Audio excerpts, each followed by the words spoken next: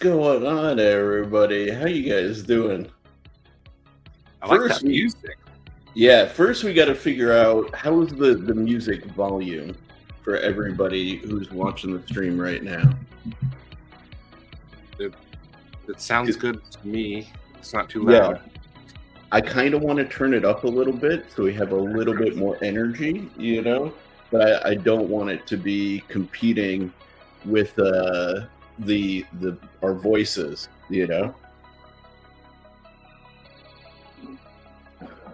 Ooh, nice. Goondock sent me two of these bad boys. Oh, dang. A Phoenix with a cool cool background, but man, Goondocks, thank you. Heck yeah, dude. That's sick. That's so cool. All right, I am going to turn up the volume until you guys complain about it. I mean, I think probably theirs okay. I don't know. Well, I'll wait for the chat. Because now it seems kind of loud to me. Oh, it's loud for you? All right. If you want to pump it up, this is your live. No, I want it to be a good balance. How about Crew Wear, Louis Crispy Critter? Right there. What's going on, everybody? What's up, Cole, Psycho, Work Knife, Goondocks, LCAP? What's going on? Crewware, Crispy Critter. We got created lots of people here. Yeah. Mersal? Don't worry, I still got the ocean. I'm just trying out some new ones, man. If you guys really want to trip out, I got I set up this one. Ooh, that one's cool. I set up this one. Okay, I like that one a lot.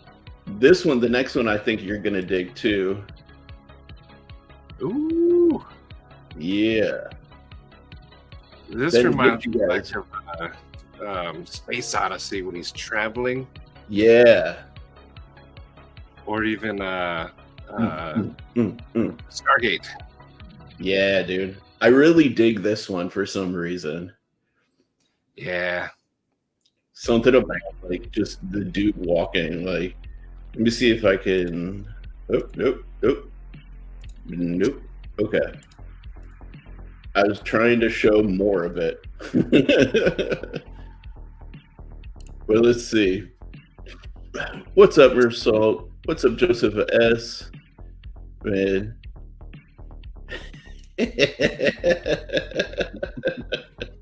Technotronic music songs. What up, Jeffrey Dawson? How you guys doing? Music songs. That's my favorite thing now. You and your music songs. All right, so I guess right from Milton, what's going on, dude? Milton, Jeffrey Dawson. Dude, so I guess I'm going to do a little bit of housekeeping first and foremost for you guys who are here. The YouTube channel is going to change a little bit going forward. Yeah. So as you guys probably have noticed, I haven't put out any new reviews in a little while. And partially the reason is because I kind of lost the motivation to just sit and review knives, If you guys look, there's a lot of people who kind of already do that and do it better than I do and kind of offer a different sort of insight. It doesn't mean I'm not going to do reviews anymore. I do like kind of doing a design review of things, right? But with reviews, it's always this game of trying to keep up with the latest thing, and I'm not into that. Really, genuinely, I don't want to sit here and chase every new release, Yeah. So it's a pain in the butt, and by the time you've reviewed something, especially with the pass around groups, there's 20 guys in front of you who got there on the pass around groups first, you know. And like I don't know, for me it's not worth it. I hate to say it, but it's not worth it for me to sit and give you my thoughts on like a budget knife, you know. What up, Lancelot Leather? How you doing, brother? You know. So yeah, basically, like it's not really worth it for me to like sit there and be like, "Oh yeah, you got to get this. This is cool." Blah blah blah blah blah. I'm not playing that game. I don't do YouTube to make money, right? I do YouTube to relate to the community and almost to be a little bit of my brand and marketing side of Manganas Steel, right? So what I'm going to kind of do going forward is focus on trying to relate and connect with you guys in the community and also like tell you a little bit more about like me, you know. So that's kind of what I want to do going forward. And I talked with a few different people and they all kind of verified that like that would be far more interesting, you know, kind of like a deep dive into me, my process, how do I design a knife, you know, things like that. And That's what I've been I, saying. yeah, exactly, right? Like Maddie's one of the people who kind of put me onto that way of thinking, right?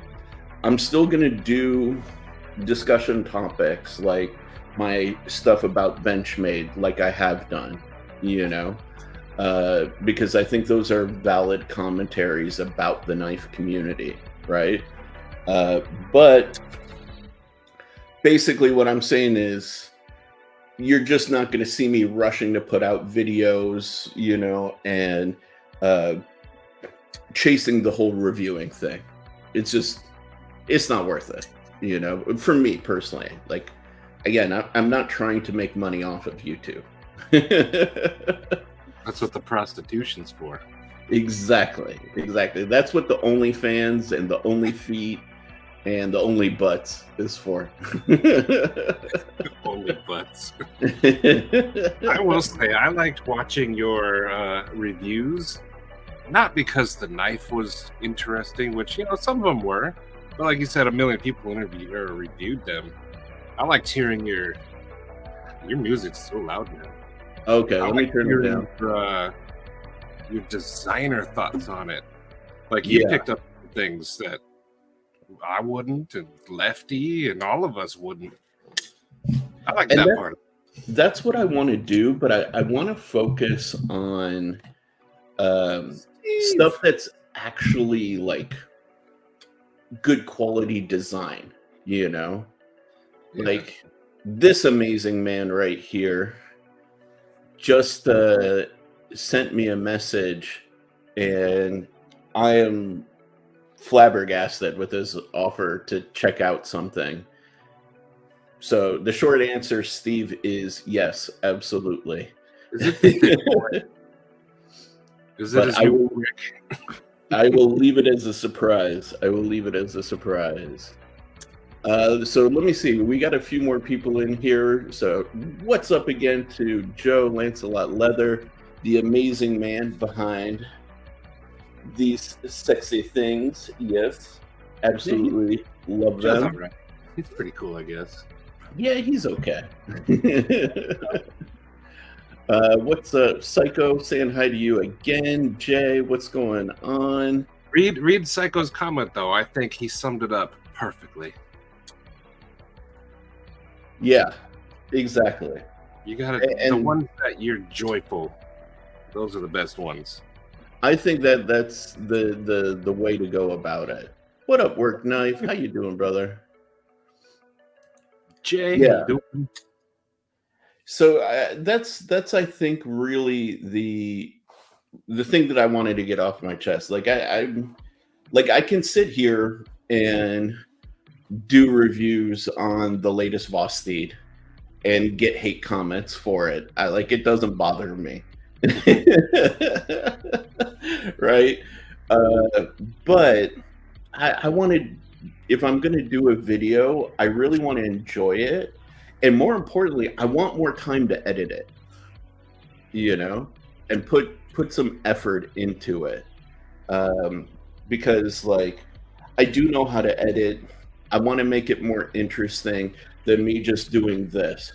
Hey guys, I have a new review to do. This is the knife. You know what I mean? Like, I don't know. Let me see that knife again, Sharif. Actually, that is my big reveal also today. I haven't gotten a new knife in a very long time. And finally, for Black Friday, I picked up a new knife by an amazing designer. Wha-bam! Yeah! Touch tips. Touch tips. Yeah. Huckbill kiss. I want mine to be bigger than yours. Yours is probably much lighter, but isn't it cool, this little guy? I love this thing, man. Stella sent me this. Dude, that's incredible. Yes. Ooh, Jeffrey Dawson, I love this recommendation, actually. I'm going to screenshot this so I do not forget this recommendation. And make sure you change the words so you can steal his idea and never credit him. I mean, you just got to follow what Cole says here. At work knife, I want to know how to edit too. I don't know how. The guy he made fun of, we're just sitting in front of the camera. That's me.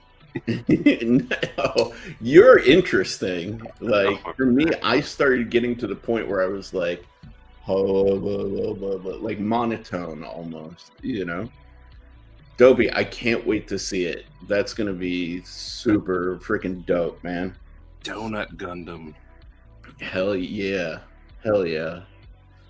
Yeah, dude. So by the way, you guys, I don't know if they're still on sale, but this was priced very stupidly from the get-go. This was like $180 for this like carbon fiber version. I got it for $70 on sale. Oh, that's the lowest I've ever seen them. Yeah, that's why I snagged it, because they just decided to blow them out and sell them like as close to cost as possible. And if you want a super amazing, like fifth pocket, like just package destroyer, right? Like this is it, man. Like I just took a ceramic rod to the edge, and whoo, dang, I love this thing. Can you share my screen real quick? Yes, I can. Just for a second. Oh, Dopey, that looks awesome. You're good for a one-legged Gundam. That looks cool. That is super sick, Dopey. It even like looks like metal in there. Mm-hmm. I don't know how you guys do that. You guys all have talent. I'm like shiny rock must collect. Goondocks, I'm kind of with you. The donut thing. There's a lot of donuts. We need to go back to our roots. Black and red. The best color combo ever. Yeah. Chef Rocky. Dude, like at $70, I'm willing to bet this is probably about $40, I want to say it's probably $40 to $50 in just materials, and to make this knife. So at $70, man, this is a steal. So I highly recommend it. I've only ever seen the basic G10 versions, but not the Hawkbill. Just the cleaver and the other one go below 100. Yeah, exactly. The Hawkbill's always been like above 100, no matter which variant. Dude, I mean, like, I'll show you guys real quick. Like, these are awesome. And right now, yeah, like you can get the cleavers for 60 with the black micarta. But They've you want got the hot build. the bronze titaniums for 80, the carbon fibers for 70. Dopey, take your time. Dude, the carbon fibers are cheaper than the freaking FRN plastic scales, which are selling for 90. Dang. Yeah. Like that Double. tells you they're trying to blow these out, man. So I highly recommend. Highly recommend. Work knife balance. If you like blue, probably should have waited a little bit before I led you on that. Where'd it go? What's going on? How you If you doing, like brother? blue, keep an eye out on Lancelot. Yes. Yes. Yes, yes, yes. So dope, dude. I actually like fucking freaked out when I saw that earlier. No joke. Joe, that one that's one of my favorites you've ever done. See, Joe, people like colors. Oh yeah. I'm trying to find Joe's store on PC Roundtable. Todd Carr. What's going on, Todd Carr? How you doing? There we go. Out of all of Casey's designs, though, I do recommend the Jetstream. I'll be honest, I rarely mess with the pinion. I had no interest in the microburst. I mean, it's cool, but the Jetstream, though, I do like the Jetstream. This is, I think you would like it. It's got his race car vibes to it. It definitely does. It definitely does. Go ahead. Yeah. The lines are a little funky on it for me.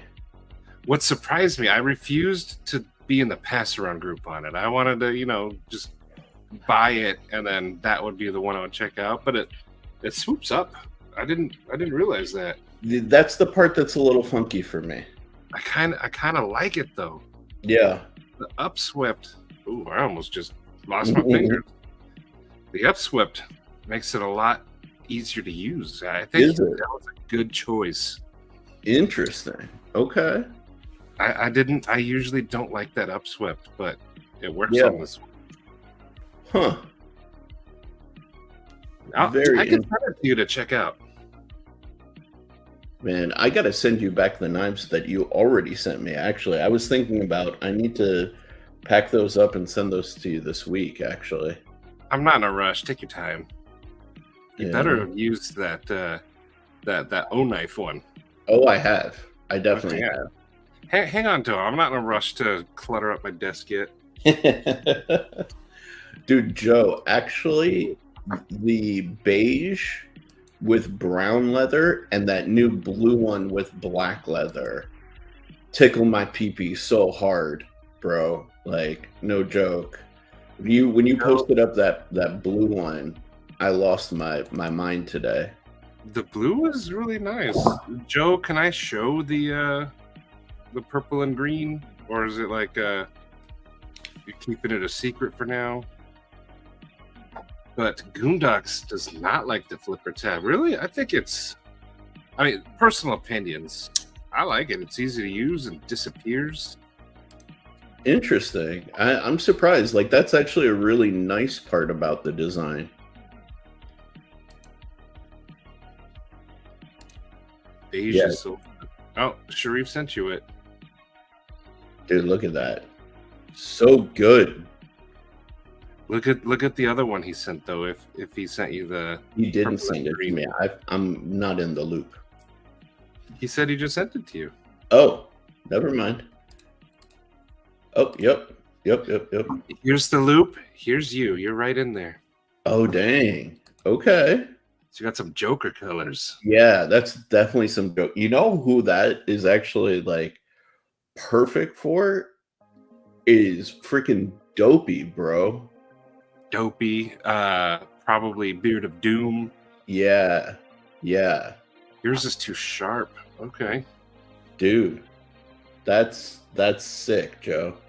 You're killing it, man. What up, Chef Rocky? How you doing, brother? Oh, by the way, I think I saw Brian come in and I forgot to say hi to him. Oh yeah. I said what's up. I skipped you covered. Hello, Brian. Crewware. Yes. Yes, crewware. See, he gets me. Oh yeah. He gets me. 100%. 100%. Thank you. But I think I don't want to speak for Joe, but I think all this interest in these cool trays have kind of sparked some creativity in Joe a little bit. Oh yeah. Joe likes the neutral colors, tans and like the beige, but I think trying out like the blues and stuff, it might inspire him. I'll say this, right? Like I get where he's coming from a success in the marketplace perspective, right? The extreme colors are much harder to sell, you know? Like you're going to sell more black knives with satin blades than you are like Joker color knives, you know? So I could see that, but for some reason I feel the need to disagree, just for whatever reason. Dude, what up, Cheeto? I cannot left-hand flick. The upswept blade handle angle along the spine looks unusual. Yeah. The thumb wrap, that's what he did on the pinion. But I don't... You might need this in your hand, El Cap. It might change your mind. What up, Brant? How you doing? Brant. I'm with you guys on the upsweep of the blade above the spine of the handle, you know? But I'm open to being proven wrong, you know? That's what I'm trying to do with Persian blades. Yeah. Also, what's everyone chugging? I got a Fresca tonight. All about that prime energy drink. I got peach. 200 milligrams of freaking caffeine straight to the dome. There's a reason certain things have stood the test of time. But up until, I would say, recently, most knives were like actually used. Us younger folk have turned them into fidget toys. So I think this fad is it's going to stick around. We've ruined the knife world. See, the thing is, right, like, I'm with you. Okay, this is going to get a little bit design philosophically on that issue, Jeffrey Dawson, right? Like, there are certain things that fundamentally make sense. I'll give you an example or several examples through the world of cars, okay? There have been three-wheel cars. There have been mono-wheel cars, right? Where you actually like ride inside of the wheel as it like encircles you. They did something with those on South Park, if you remember your South Park episodes. It went in his butt. Yeah. And none of those have been ultimately successful, like large scale within the marketplace. What up, Demonok? How you doing, brother? And you know, yeah, exactly, Cheeto. Reliant Robin is a great example of having one wheel in the front, two wheels in the back, and being an absolute death trap, right? However, that doesn't stop. It doesn't mean that there aren't viable approaches that can be successful at some point if done right, you know? And I'll give you an excellent example, again, within the world of cars, there is a three-wheeler that is going to be coming out that is actually already been very successful in terms of like fundraising and all of this stuff. And it's this car called the Aptera. And one of my design mentors actually did the design for this car. So this thing. Good night, Cheeto. That's right. You wake up really early now. That's right. You're up late. Oh, that's a cool car. Get some rest, Cheeto. So, like, this car is like designed to be a replacement for, say, like a future Honda Civic. Super aerodynamic, got solar panels to generate energy for like the electrical drive system. 3 wheels, 1 wheel in the rear, 2 in the front, means it actually can classify partially as a whatchamacallit, and as an as a motorcycle, right? But still has the crash reliance of like a regular car. Anyways, just because 3-wheelers haven't worked doesn't mean they couldn't in the future, and they couldn't have certain advantages, right? So the same is fundamentally true within the knife world. Just because something hasn't worked doesn't mean it can't work in the future, right? And it would make a pretty cool James Bond car, like turns into a submarine. Exactly, right? That's pretty cool, dude. Or even like a fucking VTOL, like if those wheels went out like this, you know, and it had like a jet engine in the rear, just you know. See, that would be cool. It's aerodynamic enough. Yeah, dude. Well, I would assume based off looking at that. Patina Turner. What up, Kyle, Mr. Surprisingly Professional himself, Patina Turner. And Twank Thing also came in 5-door. Hey, what's going on, dudes? How y'all doing, man? Winchester. Sorry, I missed all of the new people joining in. What's up, Winchester? I was going on my little design rant, you know. But yeah, man, like that's why, for example, I love the Phoenix, man. Like, people didn't think you could EDC like a Persian style blade, and you can. This has proven it. It's done super well. The concept freaking is absolutely solid. So I like it. Dude, I like this. Like, if I'm gonna choose a knife to EDC, I'll take this over a sheep's foot every day of the week. Every day of the week. What up, Michael Upchurch? How you doing? Oh, Patina's driving. Oh, Michael Upchurch. I don't know if you got my email. One of your packages got returned. Uh-oh. I stamped all of these the same. Yours is the only one that came back, and I don't know why. All the other stamps were fine, but yours wants to charge me $5. So it's coming. I just have to repackage it, I guess. I don't know why. I don't know which one this is either. I think this was your giveaway. This has been doing some weird stuff lately. The squirrel patch. I think it's a squirrel patch. It's coming though. Cool. Color palettes. Okay, Jeffrey.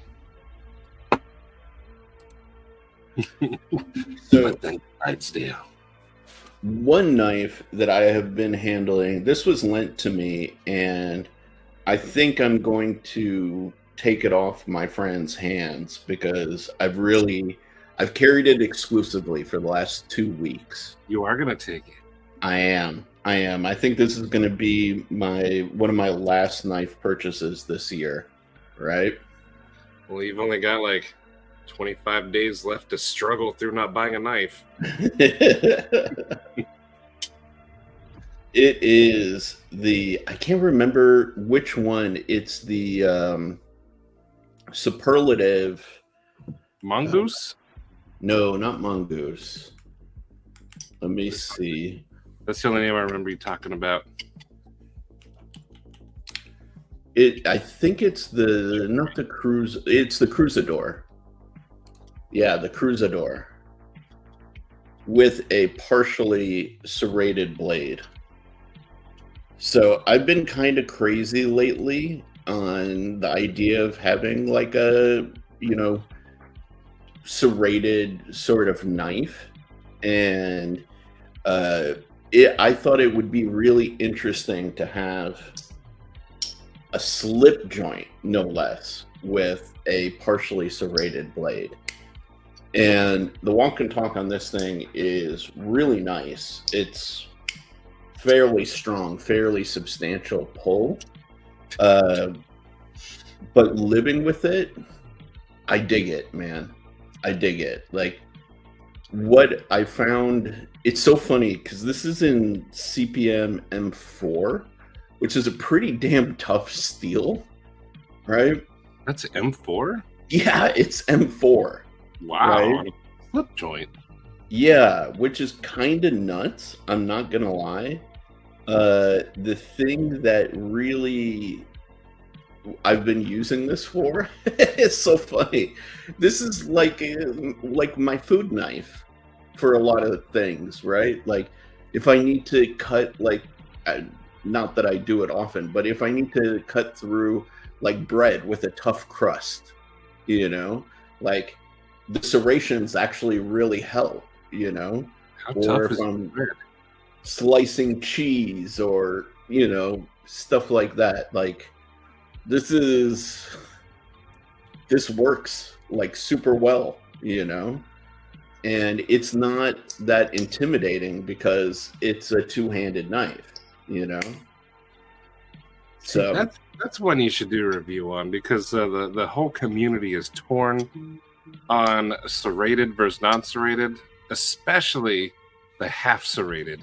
yeah, And yeah. you've got a half serrated M4 slip joint. Mm-hmm. There's nothing else like that. Yeah, and that's kind of why I dig it. There's literally nothing else like it out there, and it's just that blade can take a beating, and you're cutting crusty bread. yeah. Like I'm cutting up my baguette and my fromage, Give me the M4.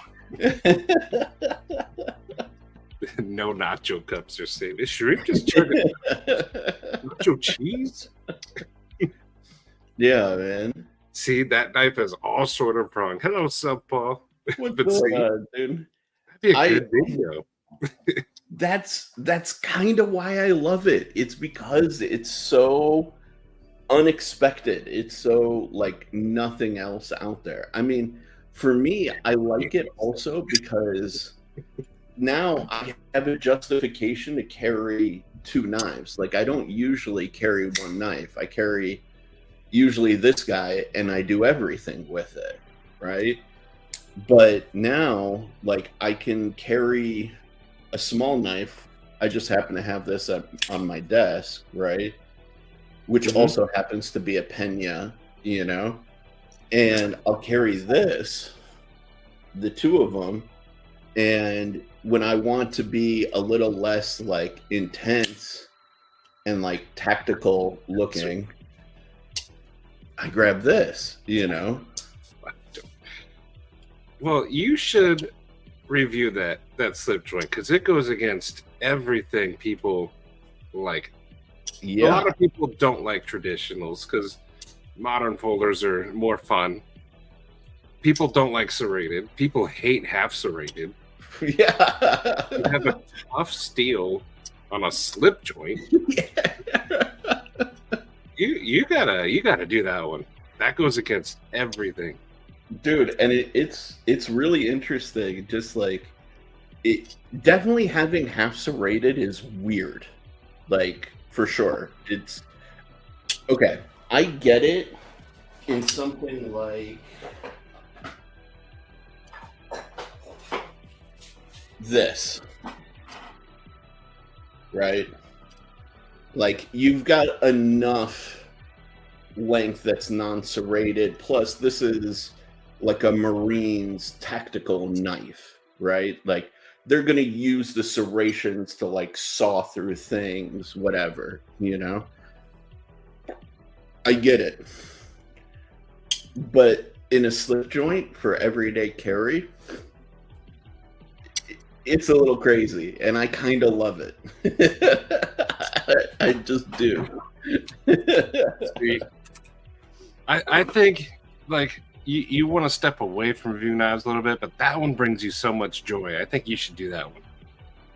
I definitely need to like do it, but I need to like plan how I'm gonna film it, you know, because I would want to show it in use, and I definitely think I need to have my baguette and fromage like moment, you know. I mean, look at all the comments about all the serrations and stuff.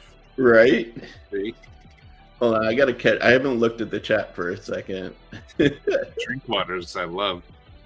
Half serrated is good. It's like a spork, but a knife.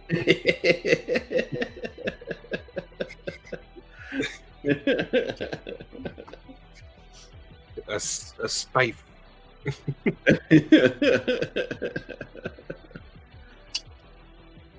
Yeah, there you go. I'm gonna be opening up an MRE.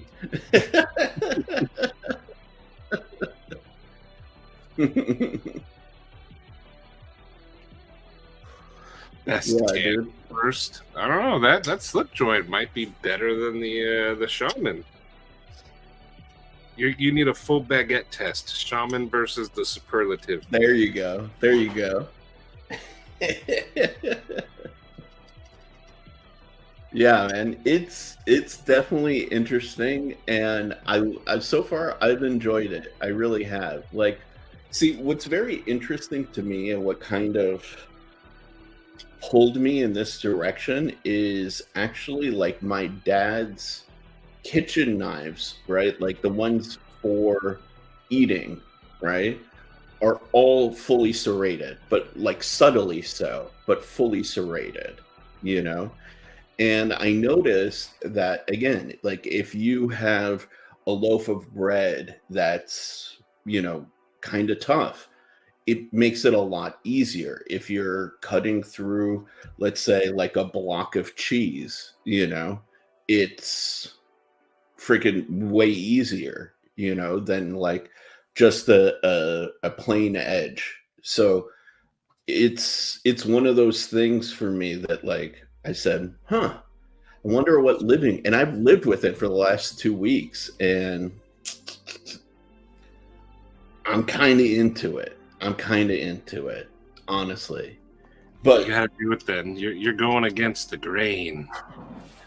I've always done that. I mean, you won't see me putting out something like this myself. But I also got to say, I got to point this out because this is legit. I was talking a little while ago about, or the last live, about how Eric Oak's packaging is just the worst fucking packaging I've ever seen. Like, hands down. Like, just, like, I didn't want to, like, slew the guy in a video that would be, like, up for a long time. But for a $320 knife that's really fucking tiny and comes from such like a legendary designer in the game or knife maker, his packaging was absolute shit and garbage. You compare that to Superlative, look at the box that this thing came in. Like, just perfect, you know? This, like, YouTubers, people who do reviews, they love this kind of shit. It's got magnetic closure. You open it up, there's foam up here, there's cutout foam down here, there's like some spare screws, and washers that they package with it, right? And they gave you a leather slip with their logo embossed, and it's this nice sort of like offset coffin shape, which I think is really nice. Now, would I prefer a Lancelot leather slip? 100%, you know? But, dude, this is like, I don't know, at least $10, $20 worth of leather. You know, it's good quality stuff. And they're throwing it in with this box. And the thing costs less than a Jack Wolf knife in M4. Like, come on. You know? Southpaw, I hate to say it. The reason why I say YouTubers love this shit is because that came up in the video last week, right? Like, if you are a knife brand putting out stuff and hoping to get some marketing from YouTubers, you need good packaging because it gives the opportunity for YouTubers to make more content, right? They do the unboxing as one video. They do the knife review as a second video. The more content that you can give them, like, the more your product gets the spotlight, you know? And if you have really high-end stuff like this, like, it just means that they're going to want to continually review your shit, you know? And that's unfortunately, for better or worse, the nature of the game. Like, it just is, you know? So I agree, Kyle. A good knife is only good if the knife is good, right? But let's be fucking real for a second. There's a lot of shit knives that get super hyped up because of the whole YouTuber game. Let's be real for a sec, you know? Like, dude, I agree, Dopey. In 3 weeks, the box doesn't matter. But you know what? For you as the customer, having like that quality experience, like, guys, there's a reason why there's an entire department at Apple, for example, who just design packages.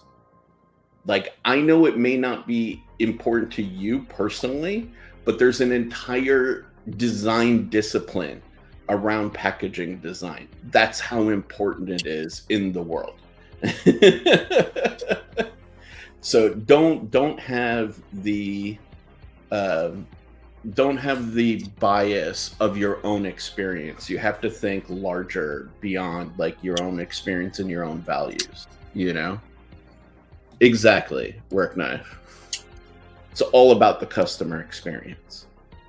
As long as you're not costing the customer more money, like, it's important. I sometimes unbox, but I also don't really care about the packaging myself. You come from a standpoint. I come from just let me get my knife and check it out standpoint.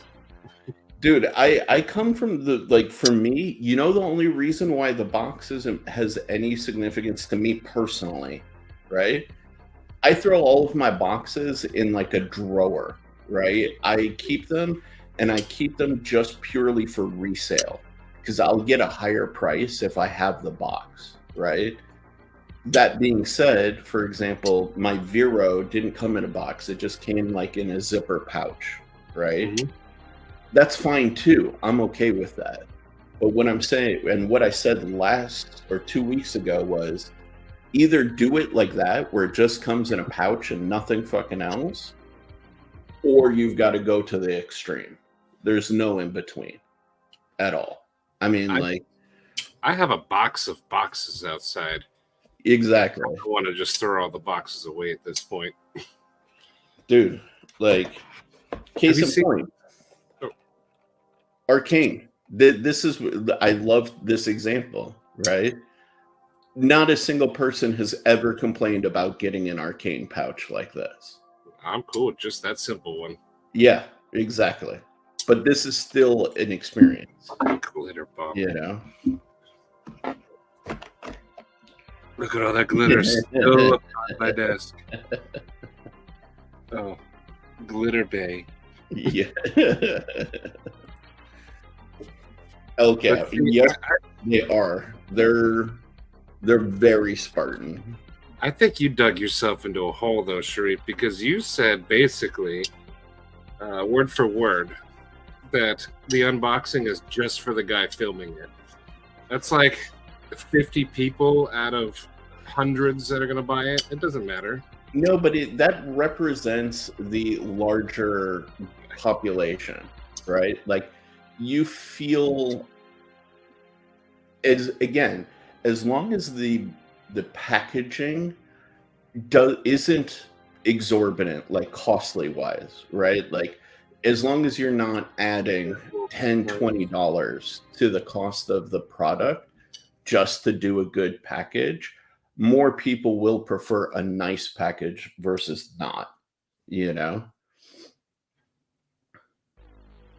Oh yeah, Demonog. I forgot Demonog.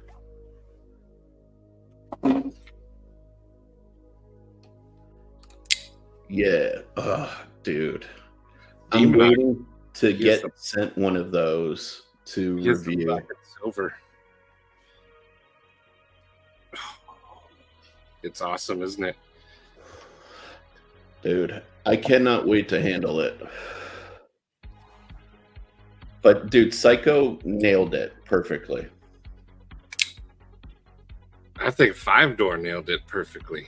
I mean, Psycho has a point, but I think 5-door has a point.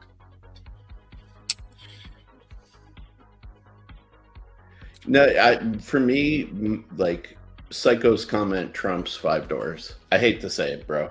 Like, it doesn't sound like you hate to say it. It sounds like you like saying it.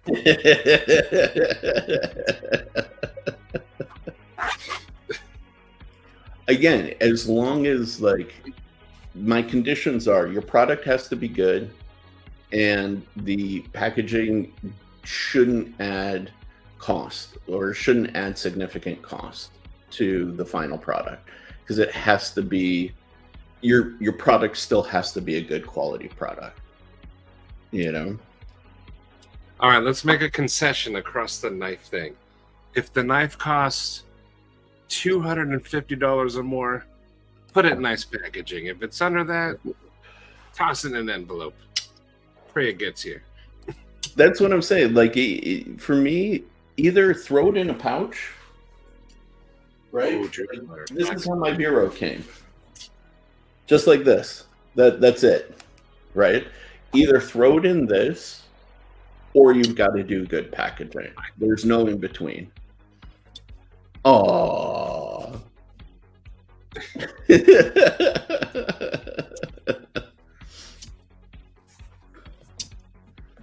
But here's the thing, like, I also keep these. That's why I still have this, you know, because it helps with the resale.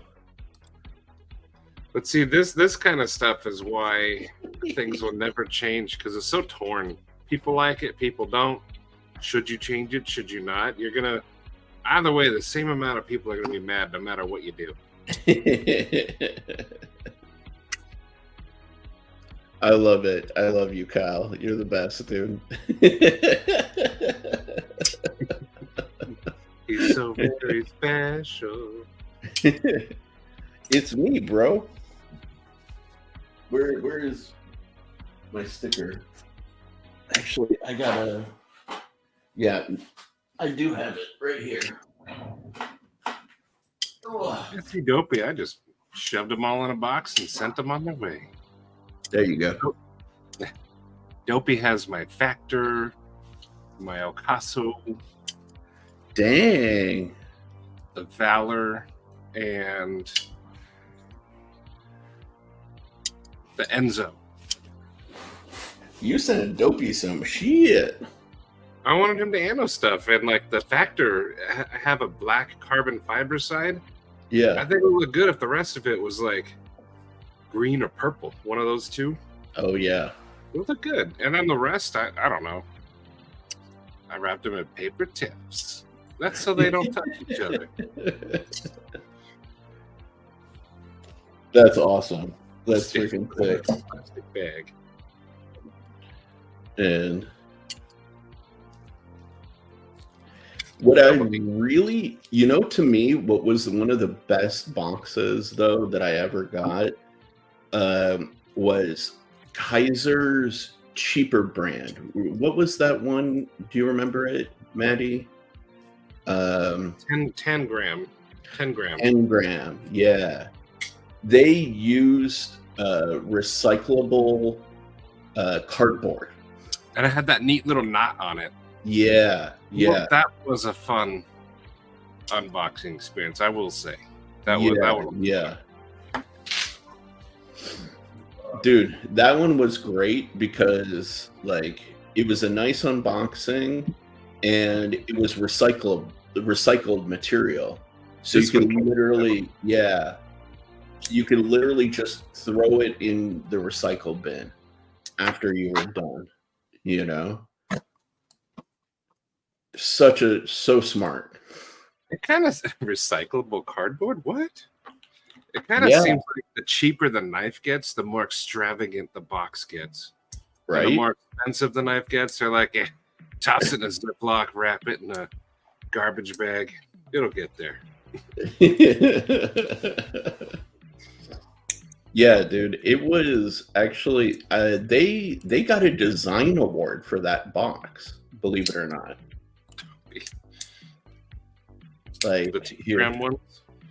Yeah, dude, check this out. This is what it was. It is pretty cool. I mean, so dope, man. And really simple.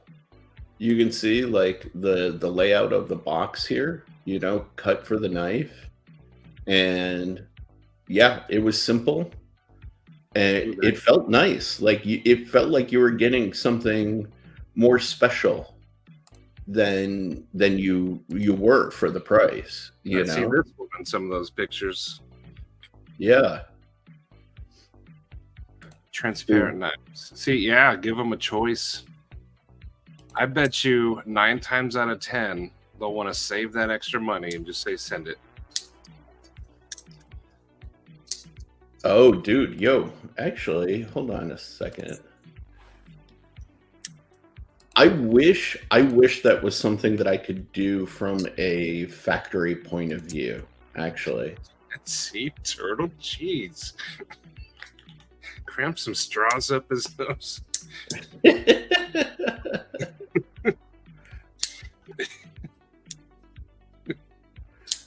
Dude. Freaking Kyle. Brian, check your Instagram, bro. Bless Knives. You sell your custom-made knives for $750, you said. How do you package them? I will say this, right? The genius of using as little packaging as possible is really about maximizing your cost. All of the cost goes directly into just the knife, I think Joseph S. solved the debate. Like those dino eggs that you drop in the water and dissolves, and there's a dinosaur in there. Just have it with your knife. Drop it in the water, dissolves. There's your knife in there, slightly rusty. Part of the deal.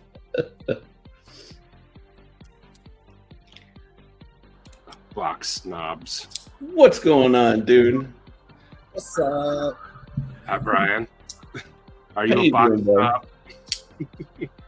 So throw your 2 cents into, well, first of all, the box debate, and then I love to hear your thoughts about, just rile the people back up again about partially serrated knives. Yeah, I mean, you know what? Let me start the partially serrated thing, man. Let's get everybody so angry. I kind of get it, but I also like from a standpoint of like sharpening and stuff. I hate it, obviously. Yeah, it's totally. so weird to sharpen. You can't like, you know what I mean? Like you're gonna bump into the serrations. Like it's hard to like. I don't know. When I think about it, like from that standpoint, it's sort of weird. I get it. Like though, when you get it from factory, it is kind of functional. At least for some things. But man, it just looks weird. Like I can't. I think I've talked about this before, but like, doesn't like function sort of affect over time what people think looks normal? Like, for example, I think we talked about this, like how if you have like tip up carry looks normal to me now because Yeah. like, it's functional, and over time it just became like what I view as normal. When I see tip down carry, it looks ugly now. Yeah. There's no real reason it should look ugly, but like I'm so used to tip up and I have it justified in my head, I can't accept tip down anymore. No, I freak out if I see tip down carry. I'm just like, like I shudder, you know? So that's the thing. So the only thing that knife is missing is tip down carry, and then it's the knife collector's nightmare. Dude, for April Fools next year, I should totally release 3D models of a knife that's like tip down, partially serrated. Like they're saying they can't hear me at all. It's probably, you know what? There is a solution. Hold on. Oh, okay. I have a mic. Ooh, there you go. I got this for YouTube. Nice. Oreo Dave, hello. What up, Oreo Dave? Is there a way to plug this in? Would it help if Brian knew that little tiny slip joint was M4 steel? Yeah. Isn't that like weirder? Isn't that crazy? I like M4 though. I like M4, but it's kind of weird still. That's what I was saying. That knife goes against everything people love, and that's why he needs to review it. Dude, M4 slip joint, partially serrated, bolstered with carbon fiber, like overlays. Just, yeah, this knife is like a big middle finger to a lot of people. Dopey, wasn't it Cole? Cole, were you the one that had the serrated tip, but not here? Oh, that's interesting. Yeah, I think it was Cole. I gotta say that I understand having the serrations towards the handle because that's the part you're gonna put power through, you know? So I kind of get it. I'm trying to figure out how to connect this headphone because it's a lightning charger into my laptop, which has no lightning charge ports. Oh, yeah, you need like an adapter. I'm looking for hella adapters right now. I mean, where you're at, you sound pretty good. Like when you get close to it. Yeah. Yeah, I don't know. I saw someone in the chat saying that they couldn't hear me though. So earlier you were kind of muffled, but right now you sound fine. I don't know. Dude, I gotta say though, I love crazy stuff when it comes to knives. Like I'm not like I like hawkbills. You know, like a lot of people would not be into hawkbills simply because they're difficult to sharpen, you know, but it's just so useful as a blade shape, you know. That work better? Seems like it. Yeah. Oh. There we go. I hope that works. Yeah, there we go. Sound We fine can to hear you. me. We had one recommendation for a serrated handle. A serrated handle? I think that'd be pretty nice if I wanted to like eat my fingers.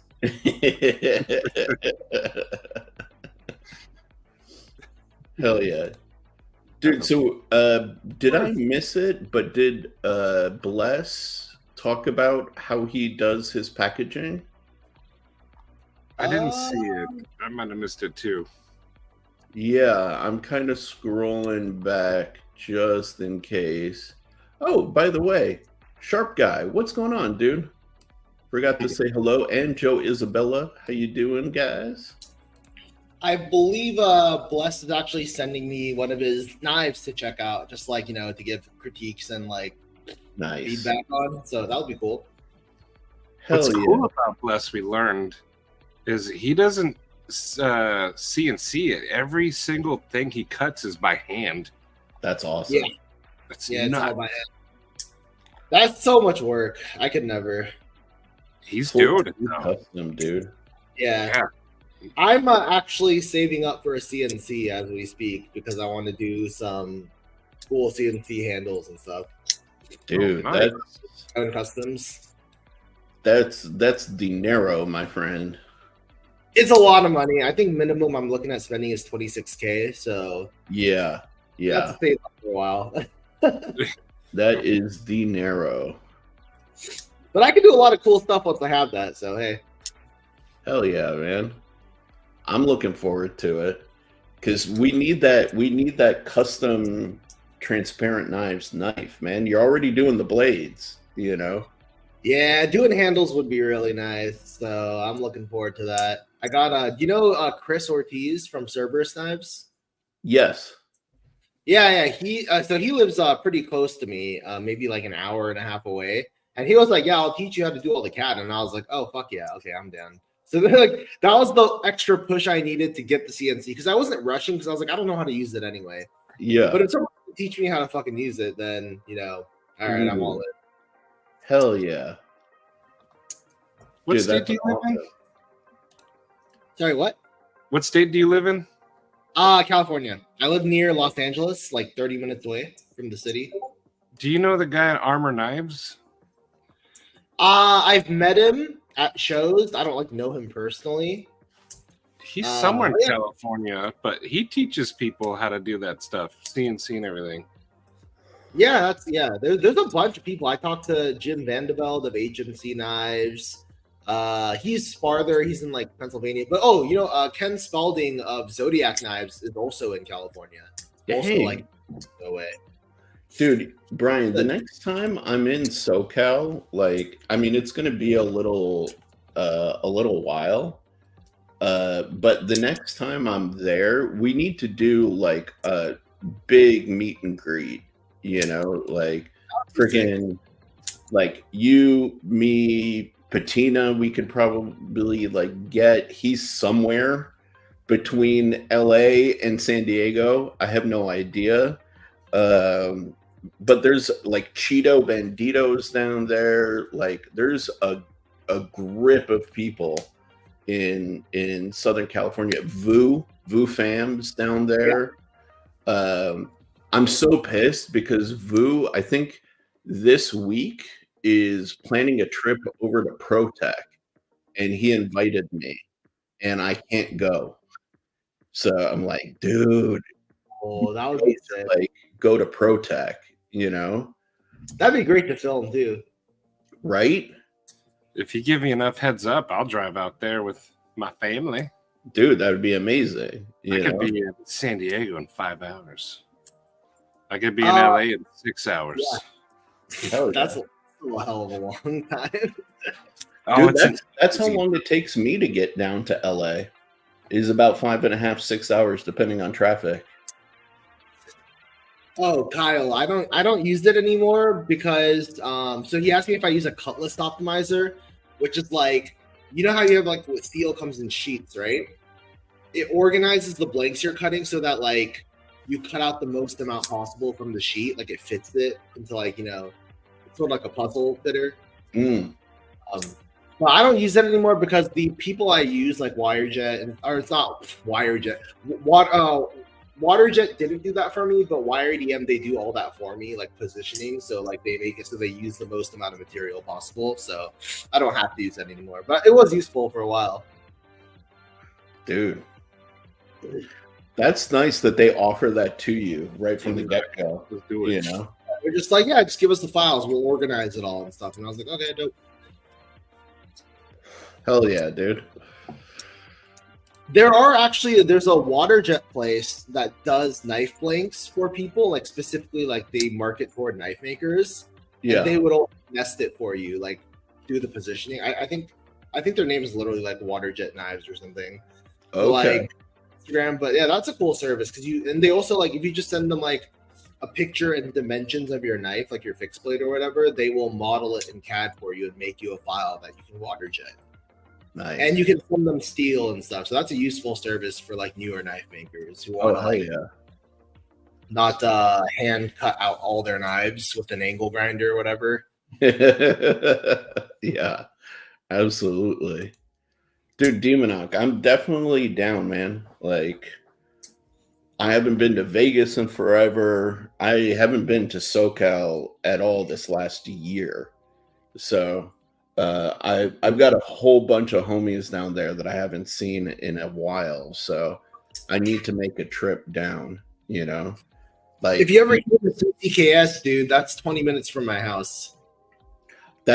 Dude, that's the plan, because like as soon as I get these guys like in stock, you know, from the factory, I'm definitely hitting up like CCKS. I'd like to have a table at Blade, East and West, you know, and just make the rounds, you know.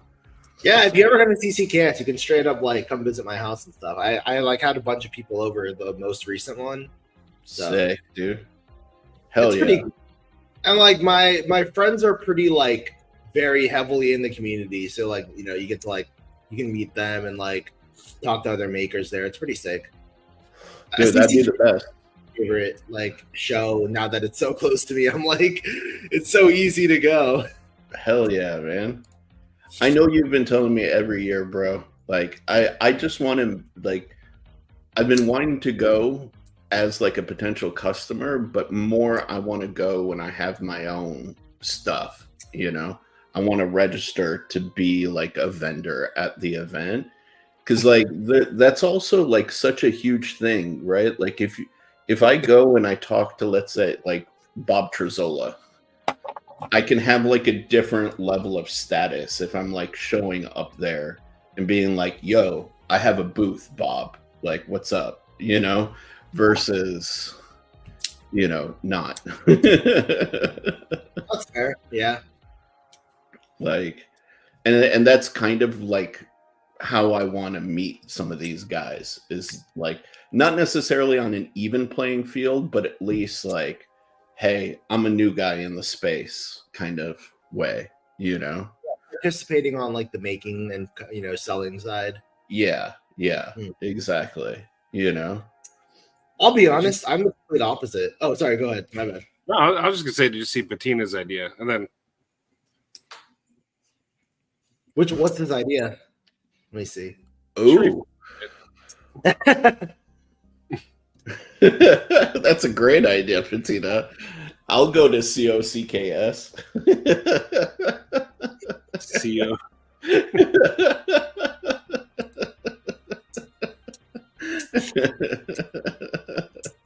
That's a good one.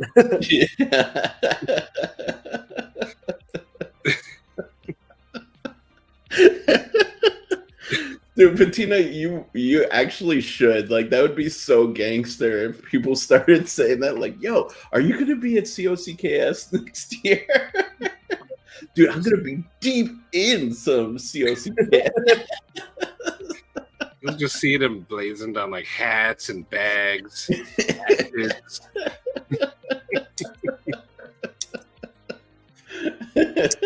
know, ProTech will come out with their special show edition that'll have it written on the blade somewhere. Oh,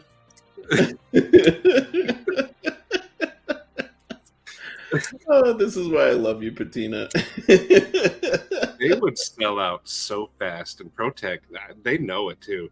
If you had that written on the side of a Malibu, it'd be gone. So what were you going to say, Brian, before we start talking about COCKS? Oh, you know what? I actually just forgot. I was so into it.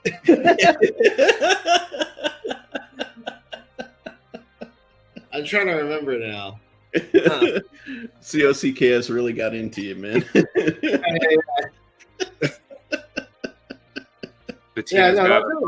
Well, here's what I was going to say. I remember now. I actually don't know if I ever want to go as an exhibitor. Like, probably will when I have my own custom knife, just like show it off and stuff.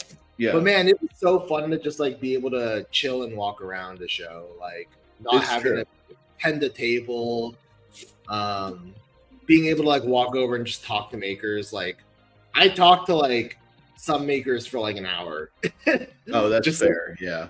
Which you can't do when you have a table, you know. So the thing that I wanted to do, and I've talked with Maddie and Stevie about this, like if I got a table at like Blade Show, for example, right? Like I would set it up to be kind of like a little mini lounge area, you know? So people from the community, homies, you know, can come in and sit behind the booth with us, you know, and just chill. Like even if there's limited space. That one Blade HQ did that at a previous Blade show. I think the first Blade show. Yeah. They had like couches. Yeah, I think that's genius, right? Because like, A, your booth is always populated, always has people, right? And B, like it gives a place for people like the homies to come take a break, you know? Like you're sitting, you're walking around, all of this stuff, and like you can say like, oh hey, you know, let's say you're talking to a maker, hey, hop on my couch. You know what I mean? For that, you would need a booth, like you said. A table wouldn't cut it. Yeah. And the booths are more expensive. It's not like crazy much more, but like it is like a few $100 more for a booth as opposed to a table. And then obviously, you know, you'd have to figure out the furniture, but yeah. So it is definitely more work, but yeah, it was cool to see. Like, the only downside is like if someone like enters and like never leaves. You can imagine like someone just sits down and they like never leave. I don't know. I don't know with that, you know.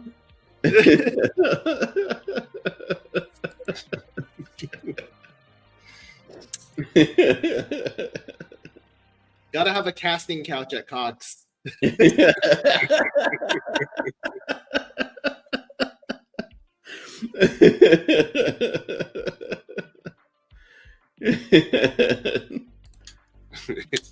couch. Yeah, man. I don't know. I like that because like back when I was doing drone racing, right? Like and I was selling like drones. I would go to the events and I would set up one of those tents, and in there I would have like a cooler, I'd have like some food, folding chairs, all of this stuff, and it was the place to like come and hang out. And just it wasn't just about like selling a product, it was about having a place for people to like chill out and have a good time, and there would be music and all of this stuff. So like I don't know, I've always been kind of that mindset to be like, yo, this is a chill space, like just come and, you know, like Tay nailed it right there. Yeah. There, yeah, see, that would be dope, right? Like that would be really, really sick. You're like, yo, you have a live stream. You want to sit here? You want to do like even like an interview with somebody? Just like they can show like what they like just bought and stuff too. Yeah, right. Be sick. Have a little table for showing like stuff off. Yeah, dude. I'm sure like if you planned it, you could find a furniture rental company where you could just like get some stuff for the show for like a 1 or 2 day rental and just set it up and freaking bounce, you know, like, and they'd take it after you're done. So, what up, Arshir? How you doing? How you doing, brother?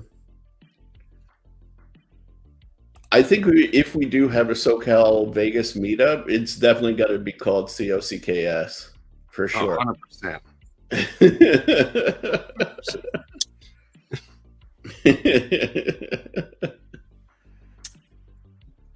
I've tried to do this before.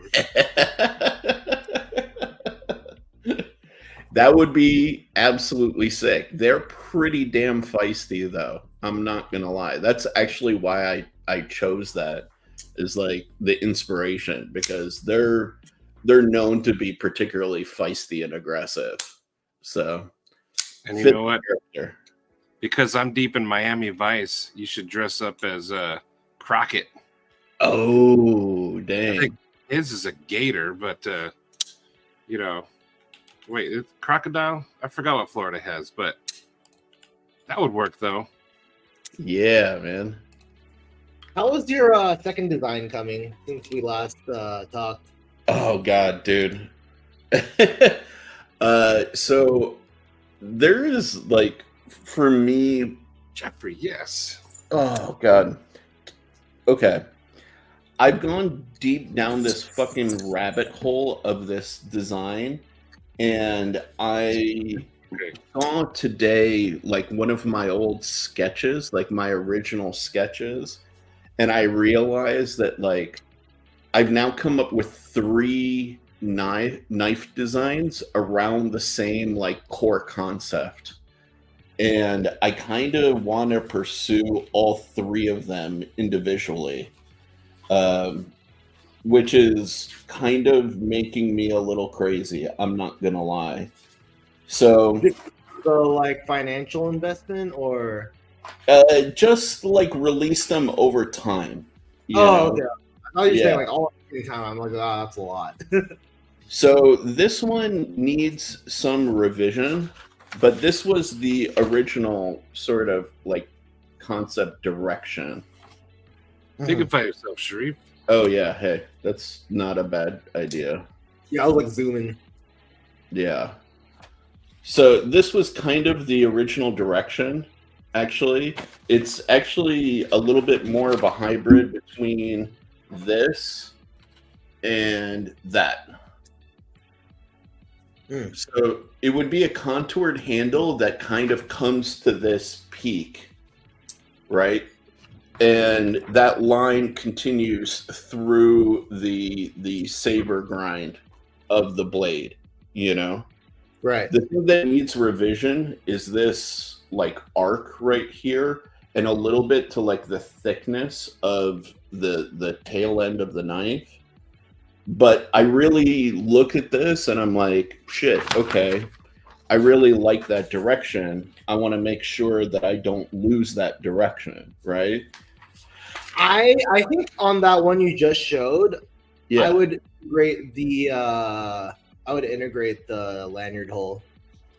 Yeah, absolutely. Like that's kind of what I'm trying to do a little bit, like right there, right?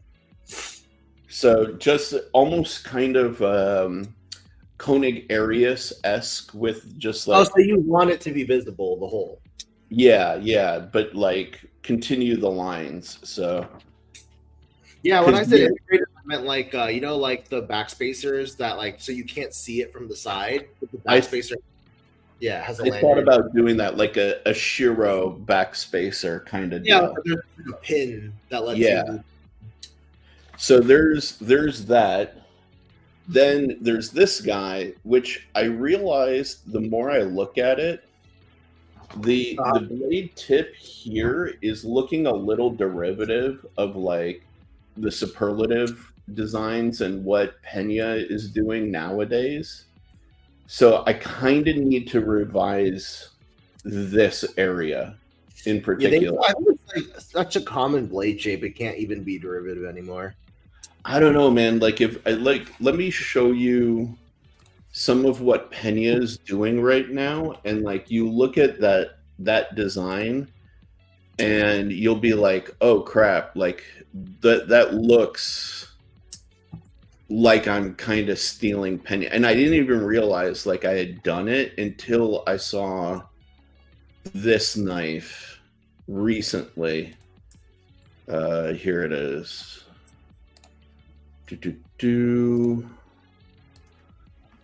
This guy. Let me make that bigger. Let me also get rid of this. So I've seen I don't think it looks alike at all. If I'm being honest. Like if I do this, I don't know. It kind of, to me, it does. Yours has a lot more of a. It goes into the belly way sooner. Like that Pena has such a long flat before it has belly. Yeah. Yeah, they're different, Sharif. Yeah, Okay. I think that's different. If anything, I think it's more similar to a Tasca 2 blade, but but instead it doesn't have a drop point. It has a clip. Yeah. It's like a clip tip drop point kind of it's thing. different from both. So yeah, I don't know. I don't see it as the same at all. And then one that I did most recently that's actually a bit smaller. I still need to refine the lines and like don't pay attention to the inlay area. But then I did this one. Look at that inlay area. You bastard.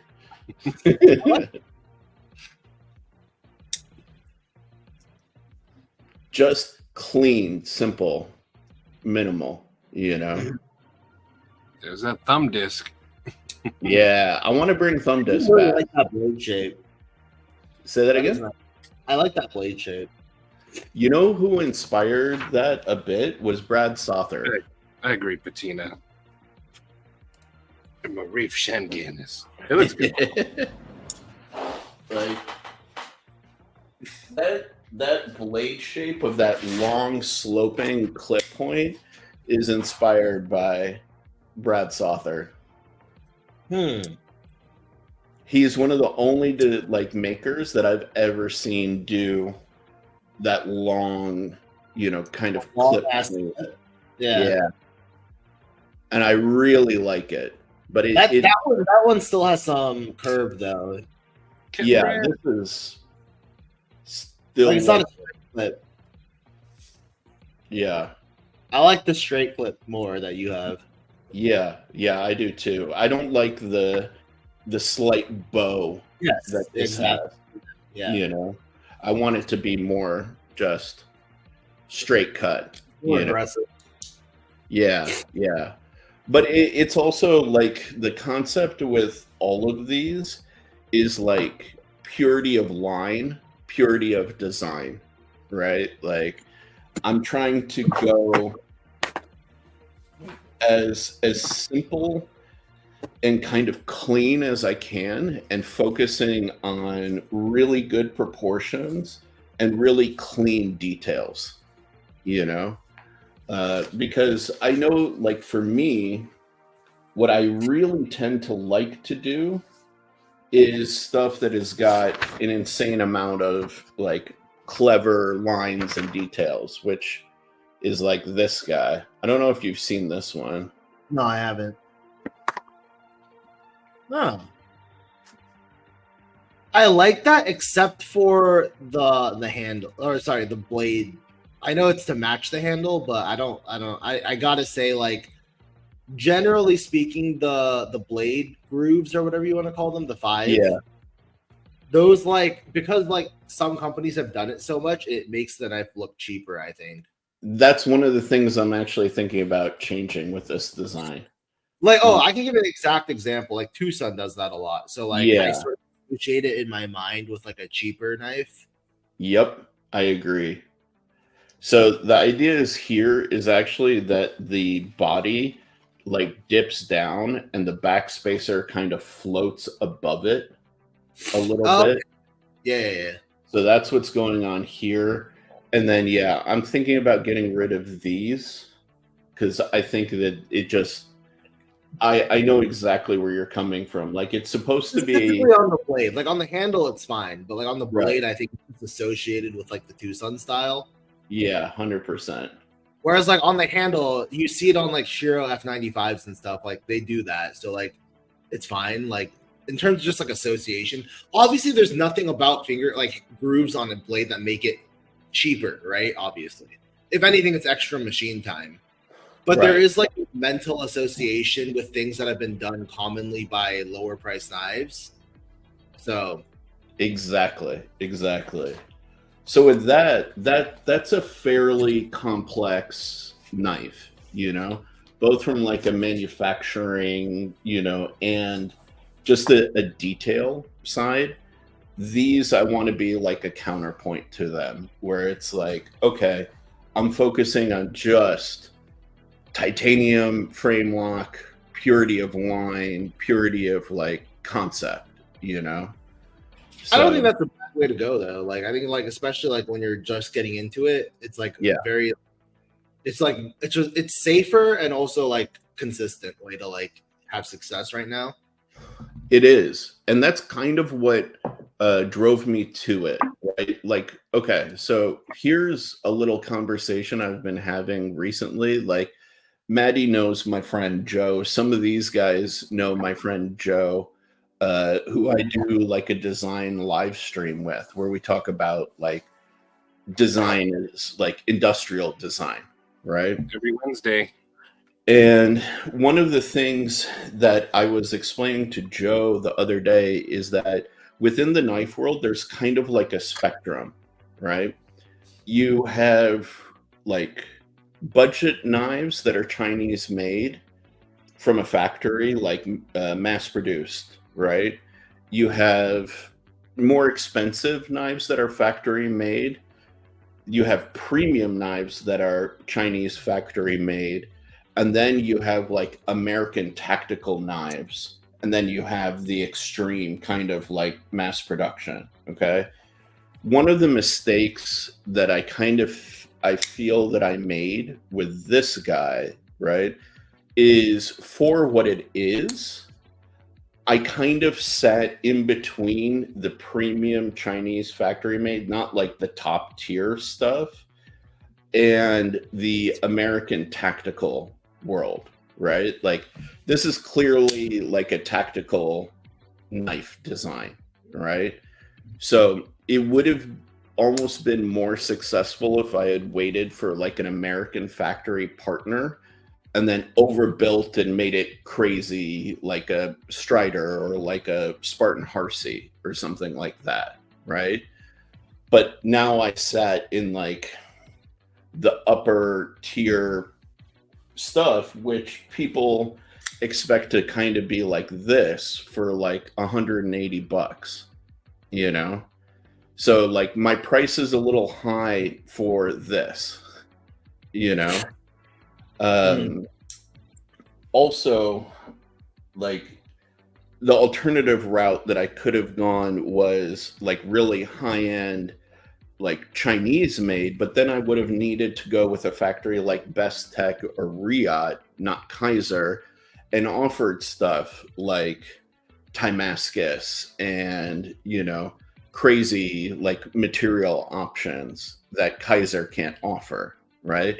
So I chose to sit in the middle of two places and didn't really go to the maximum of where I could have or should have gone, I do think there is an in between. Yeah. I think like Max Ace, for example, is like an in between where it's like that's like people do like Max Ace because like it's like not quite it is like like the Max Ace knives are like super overbuilt a lot of the times and like they're practical, but they're still very popular and they're not quite Best Tech or Riot, but they're like right in between but still do well.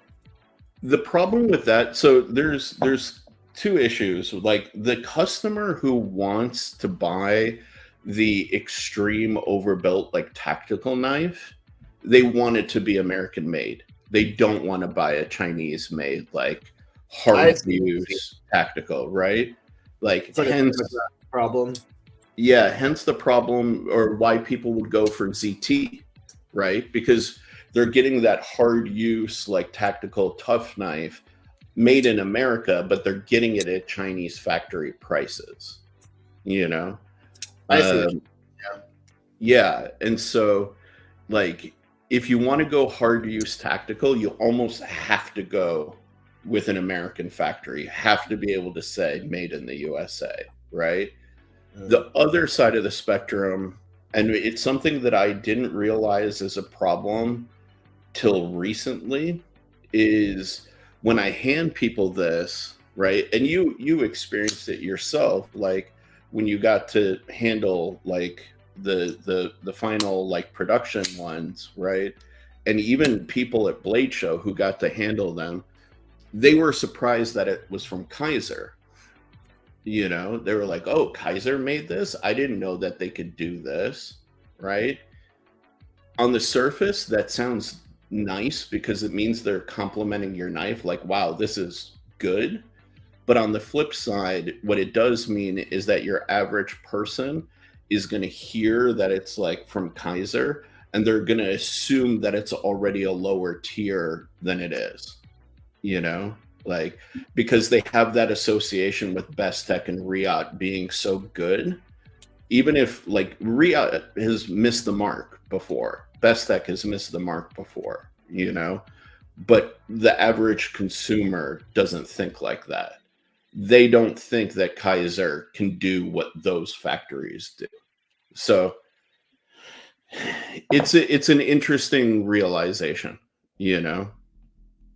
Part of the reason I was surprised it was a Kaiser is because it doesn't look like any Kaiser. Mm-hmm. I mean, like, and I don't mean obviously the design is yours. It's gonna, you know, but like, not even just the design, but like the style. Yeah.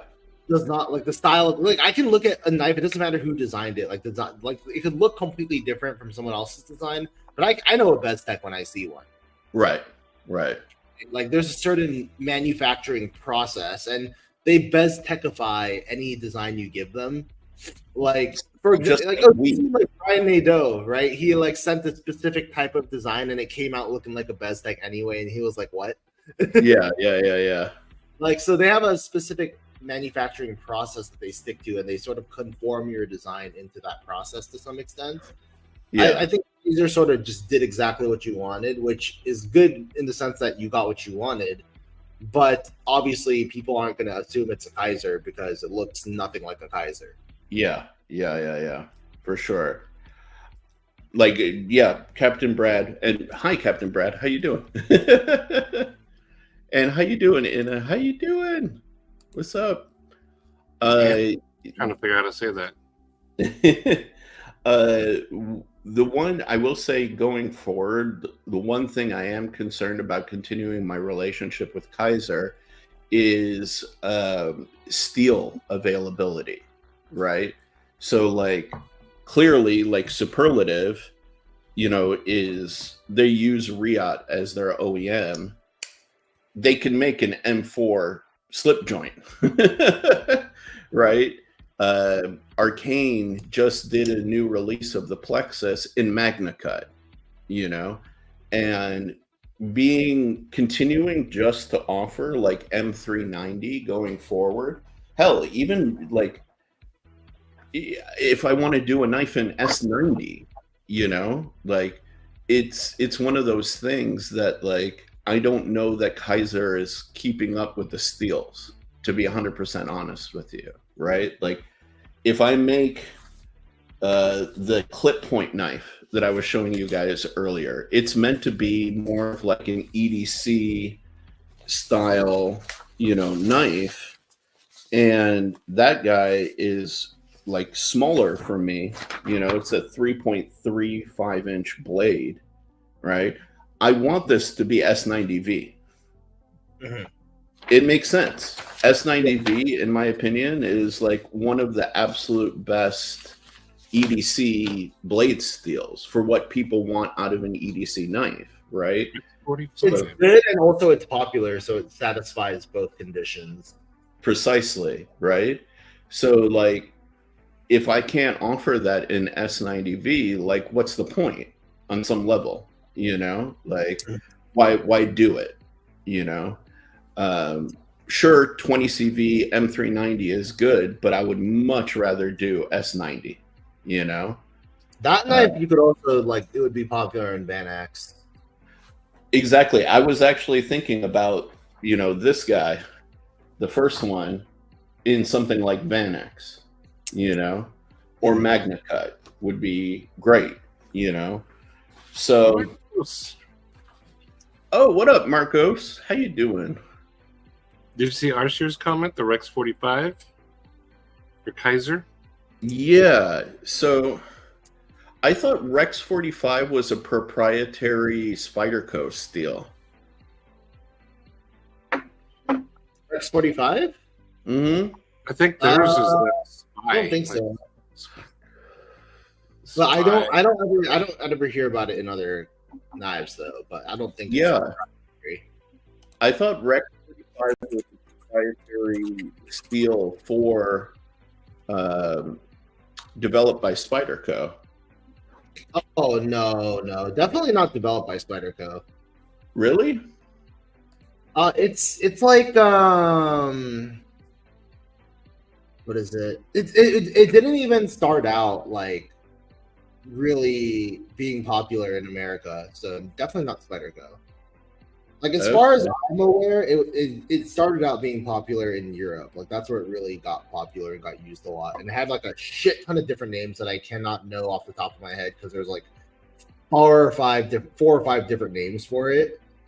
Okay, but I don't think Spyderco had anything to do with that. Interesting. But they are definitely the only ones who've been known for using it in knives. Yeah, it's also known as Vanadis 30, Bowler S590, Hap 40 in Japan. I've heard of Hap 40. Less knives. Are you current now? Interesting. Yeah, but yeah, not a proprietary steel by any means. Like a lot of people use different names. I don't know. It's definitely an interesting steel.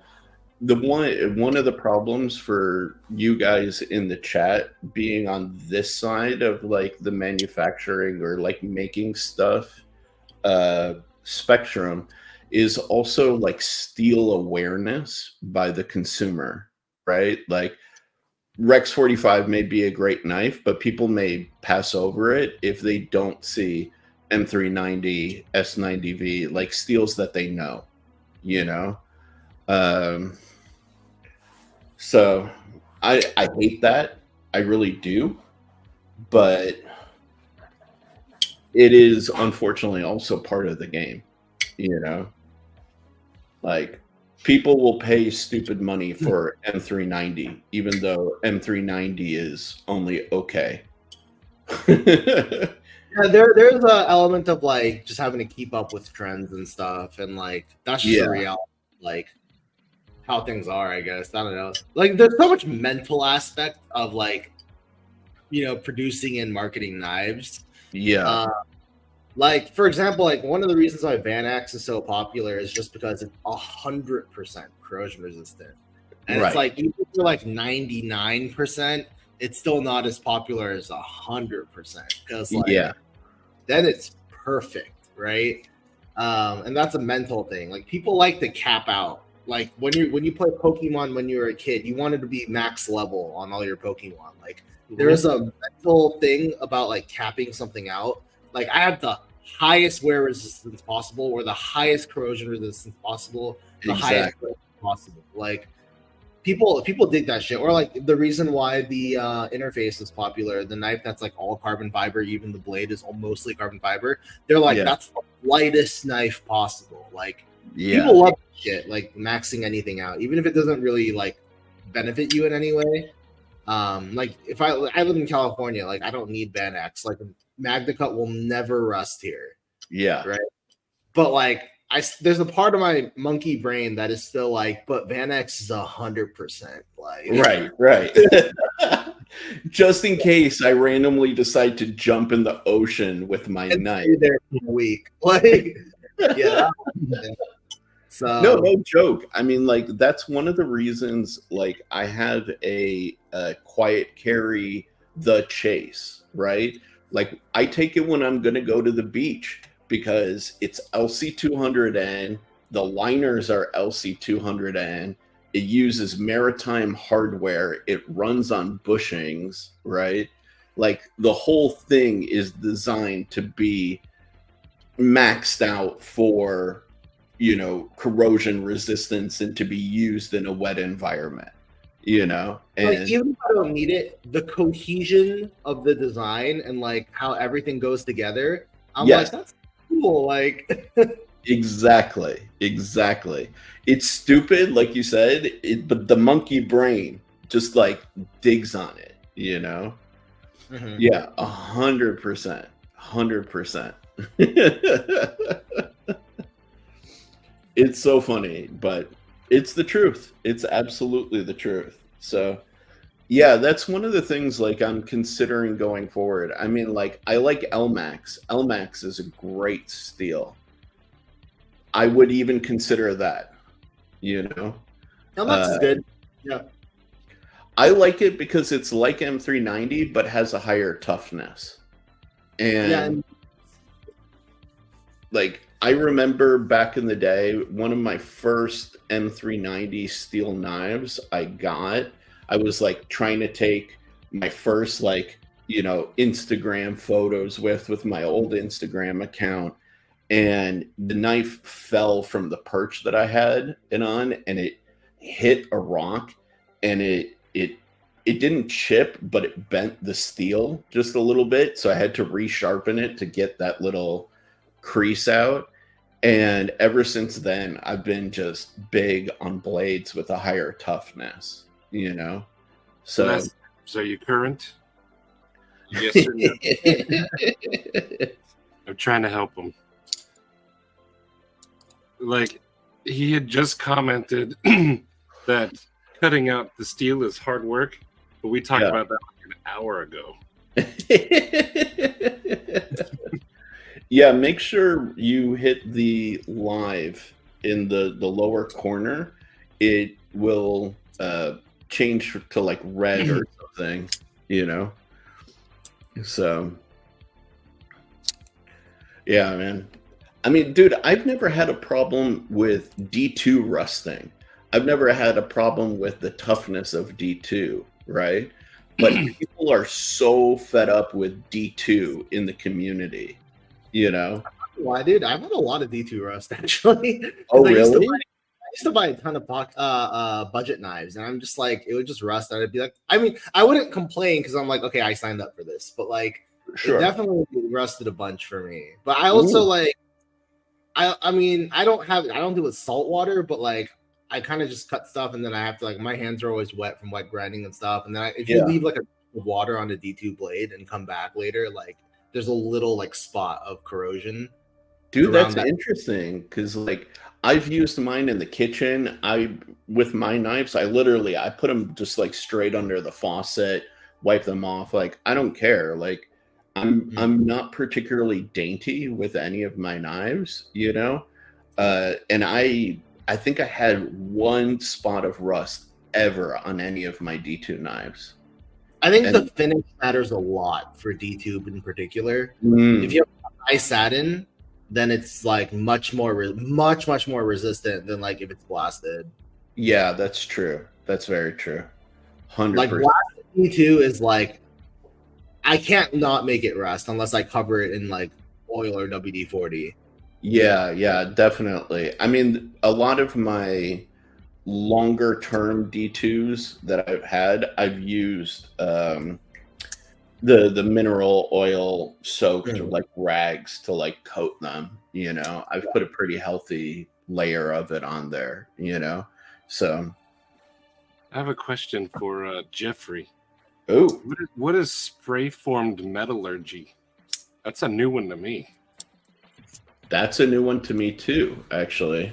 I know the crucible powder metallurgy, but spray formed, I've never heard of. It's like particle metallurgy, but slightly not as good. Okay. Interesting. Yeah, particle metallurgy is basically like gold standard. Yeah. Like, Yeah. When you get particle metallurgy steels, that's like going to be the finest grain structure. Like, best toughness. Like it's just better in every way. But there are other methods. Like there's like a ton of other methods that steels are made through. Sure.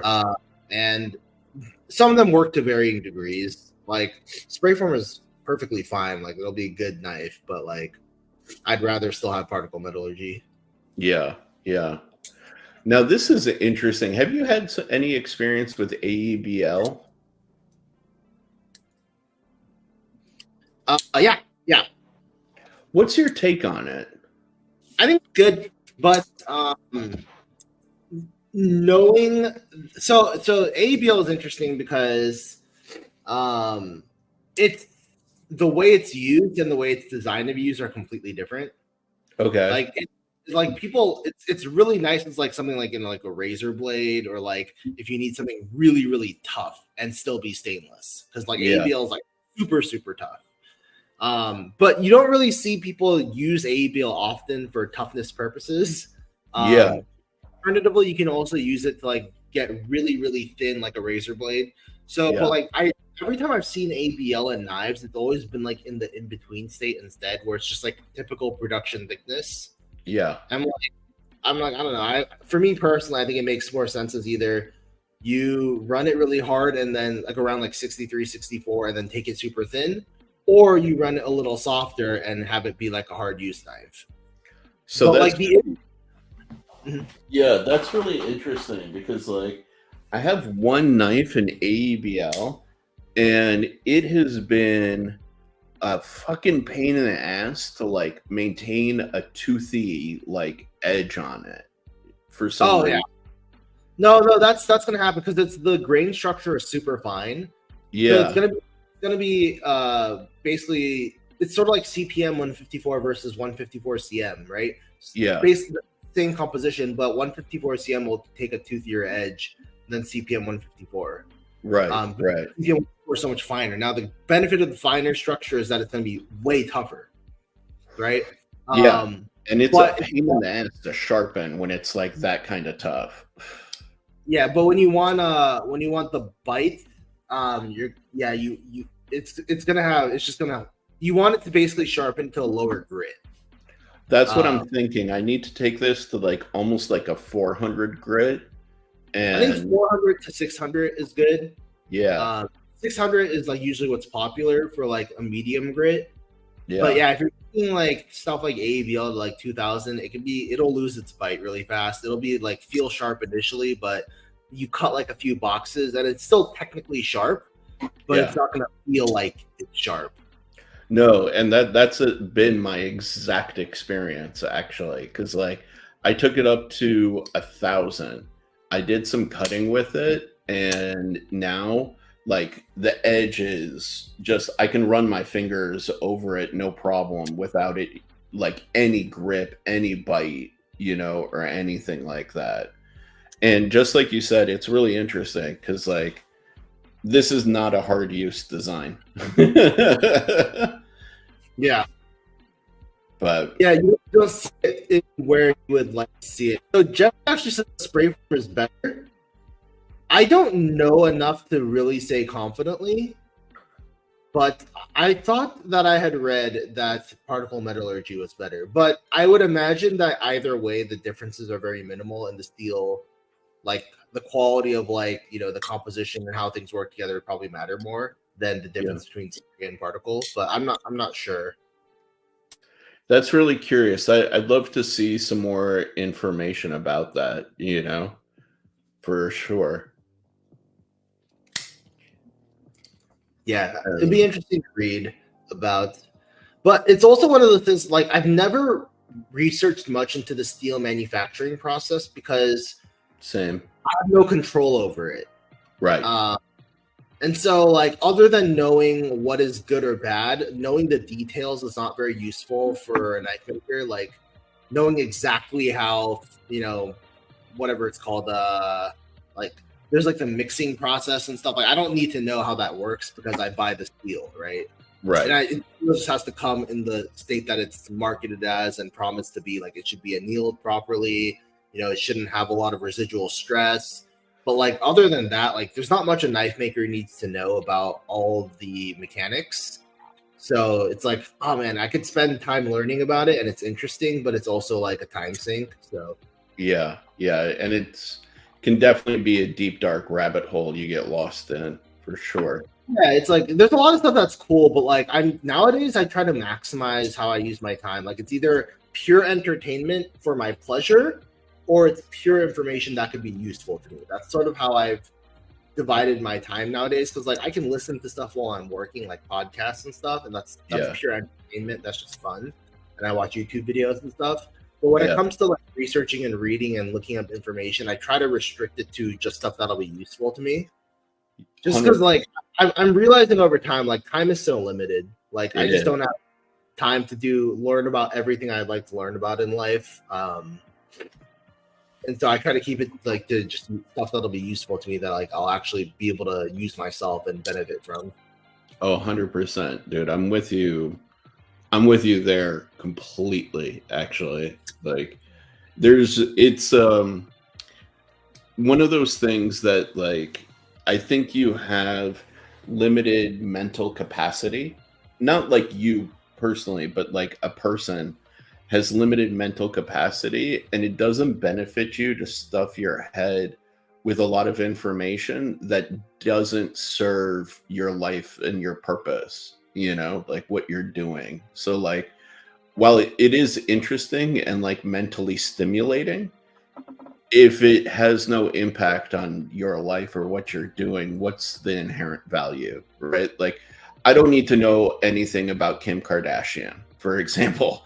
Like seeing all the gossip Hollywood stuff, right? Like, yeah, sure, like it can be fascinating to like hear about, or to know what they're wearing at such and such show, right? But like what purpose does it serve my life? Like zero. In fact, negative. Like it's time you could be spent, and I don't want to like I'm not like obsessed with like optimizing my time.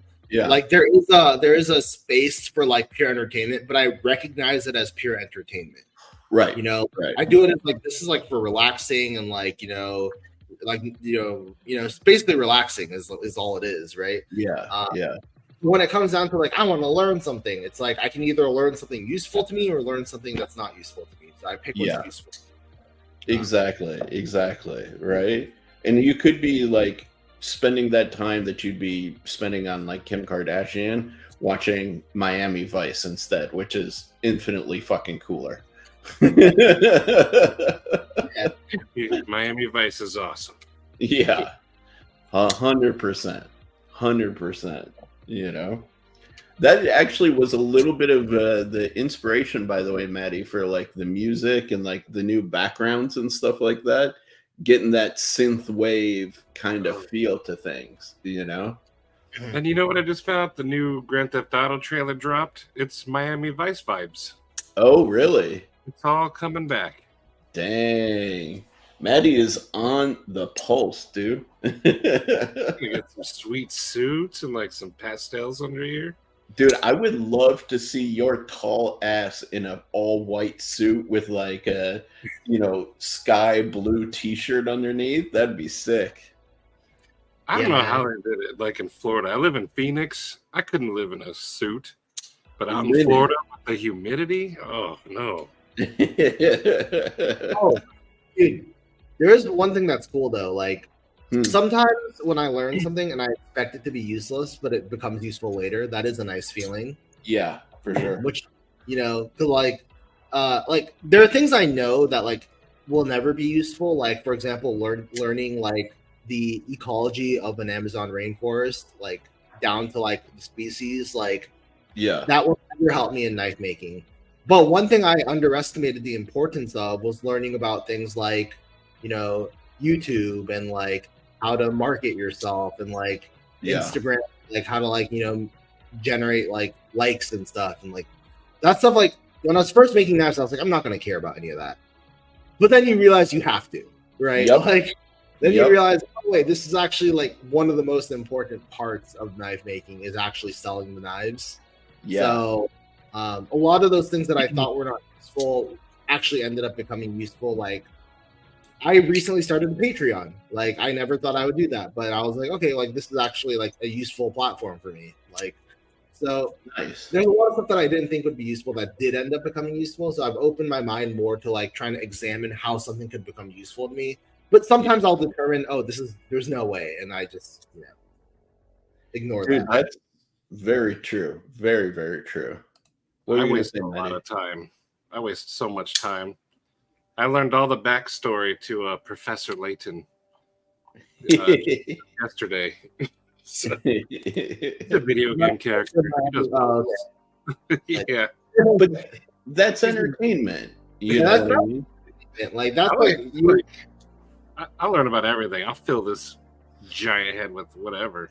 like entertainment is like completely different for me. Like it serves a different purpose, you know. I do think entertainment is necessary. Like I don't think people can live with like not being entertained by something at all. Like Yeah, 100%. Einstein played the violin. Dude. Feynman played the drums. You want to know what's really just quick crazy story mentioning Einstein? Back when I was in school, you know where I used to like actually go and do my work sometimes for like a semester or two was Einstein's house in Pasadena. What? Yeah. Nice. Dude, like so I did a program where there was an exchange between Art Center students and Caltech students. And on the Caltech sort of like campus is Einstein's old house. So I actually like the classroom that we had was basically in his backyard, like adjacent to his backyard. So I used to like come out of that class and I would sit in Einstein's backyard and work. That's pretty cool. I didn't know that kind of area would be like publicly accessible. That's interesting.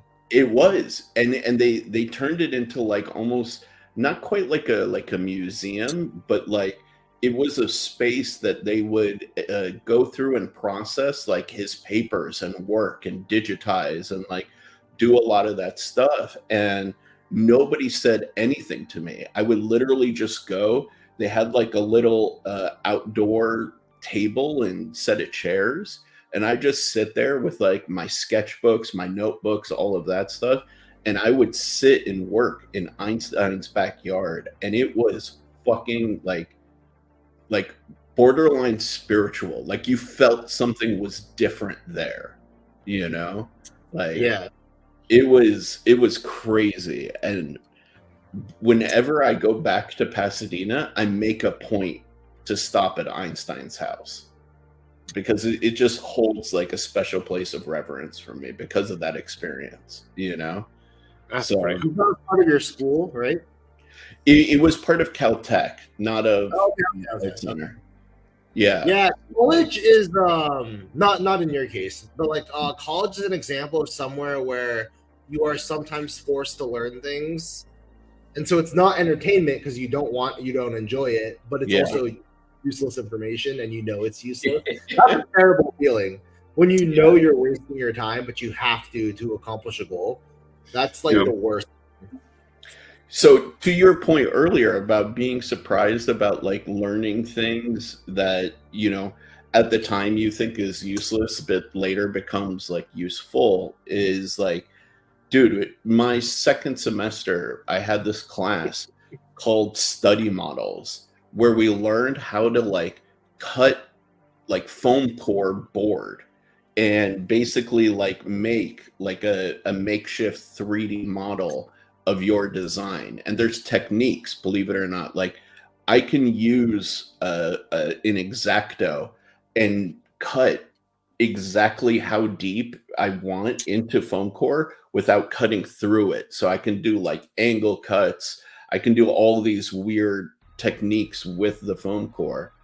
And I hated that class. Like I kept on saying the entire time, like, this is fucking pointless. We're gonna learn 3D modeling. We're gonna be able to 3D print shit, you know, like there's laser cutters, there's all the, why do I need to like worry about cutting foam? And then I started designing knives, and I realized the quickest way to test my ergos was to take the design of the knife and cut it out of fucking foam. So now I make foam study models of my designs, which is something that I learned my second semester in design school. And yeah, it's like, dude, and it's so much quicker than having to fully resolve a design into 3D and then 3D printing it. I don't even bother 3D printing my designs, because if it doesn't work in foam, it's not going to work there. So I think that now one thing that's cool about that though is that like it's still a design course, and you knew that's the direction you were going in your life. Right. So there was going to be a higher probability that it would eventually be useful because someone decided that it's related to what you wanted to do. Yeah. Right. Whereas like for me, like if you go to college and you don't have a direction, like I took like organic chemistry and stuff, right? Yeah. I got it, was great at it. It's useless for me. Yeah. like you know, like what can I say? Like there's no like organic chemistry is like it's not related to like knife, steel, metallurgy and stuff at all. Like it's literally completely different. It's like living. It's completely different. It's literally the opposite side of the spectrum. Right. And so I'm just like, wow, this will never be useful for the entirety of my life ever. Amazing. Or like, you know, there's no way I can finagle it to try to make it useful. It's literally just not. So there's definitely stuff that exists that is not entertaining. That was definitely not fun. It's also useless. And that's what I will say though. Like, if you know what you're going to do, that's when like college is really useful, right? Correct. And like, I'm really glad because when I went through design school, I was in my mid-20s, you know? So I'd already gone to engineering school, completely got disillusioned with engineering, and I ended up dropping out. And then I studied business for a few years, like taking like courses and stuff here and there. And then I realized like what I really always wanted to do was industrial design, you know? And then I went to a specialized program specifically for that, right? And I think like that's my one complaint with the education system.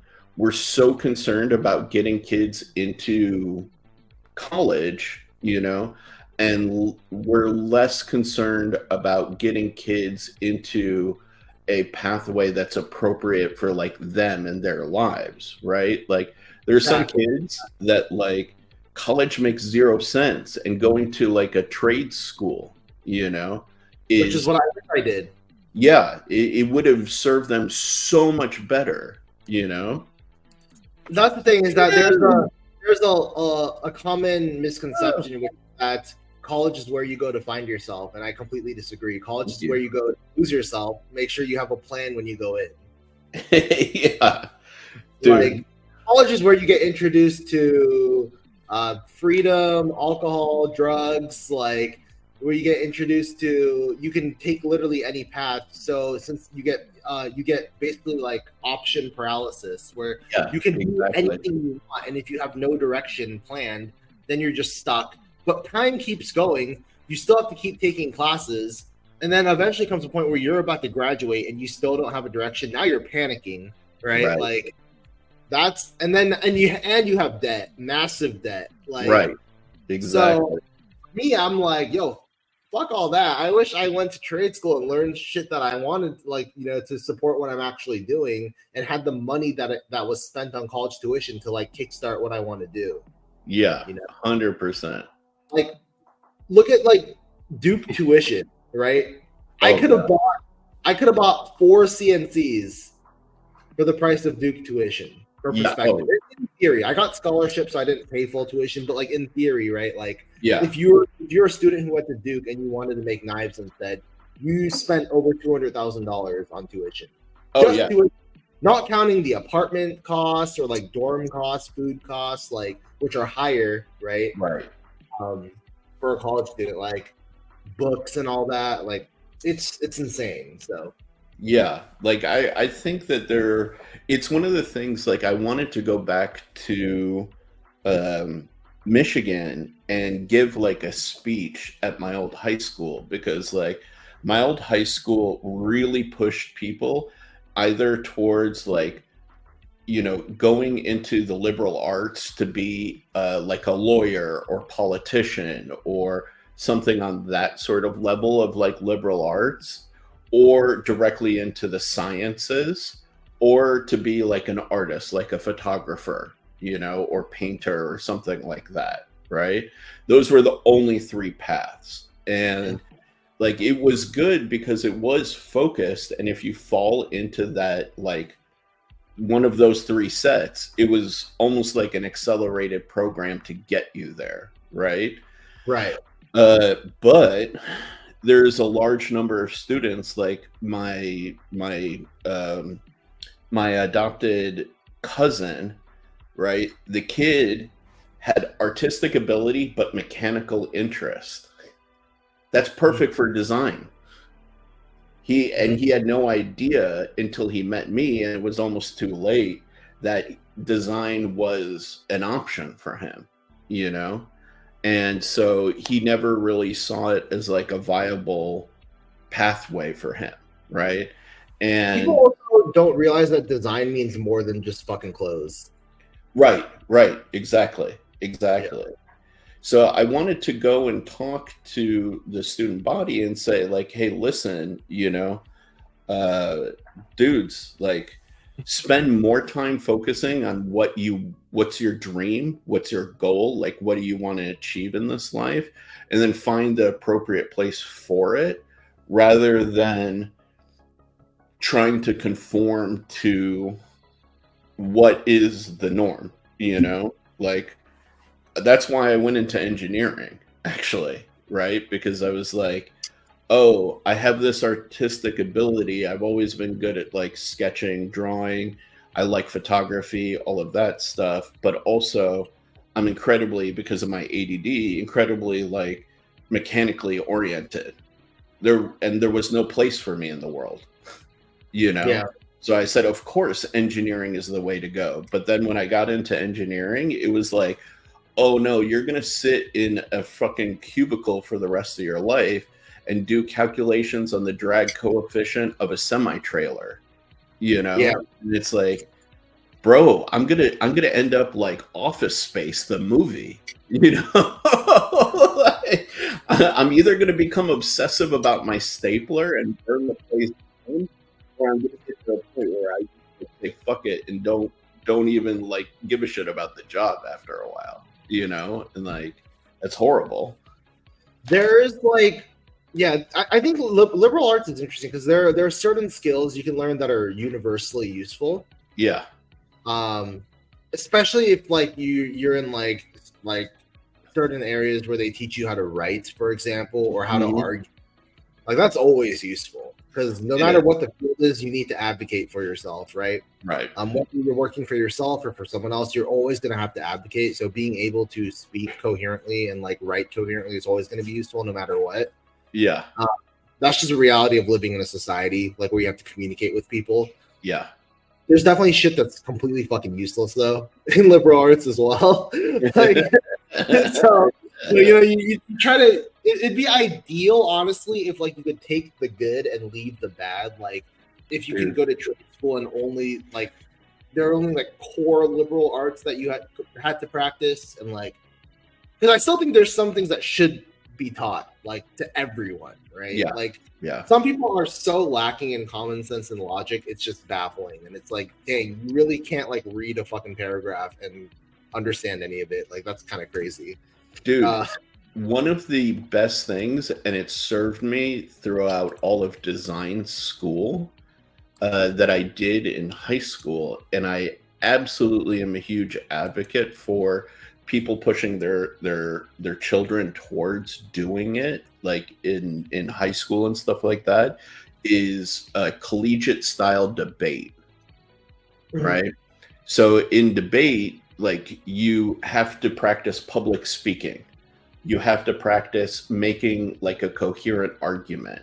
You have to, be able to structure and respond to counter arguments, and you have to learn and understand the fundamentals of logic, So in all of that, like, dude, once I got into design school, I could literally stand in front of a room of like 200 people, which I've done before, and public speak confidently, and also structure my presentation to foresee their criticisms of my presentation and integrate the responses into my presentation, right?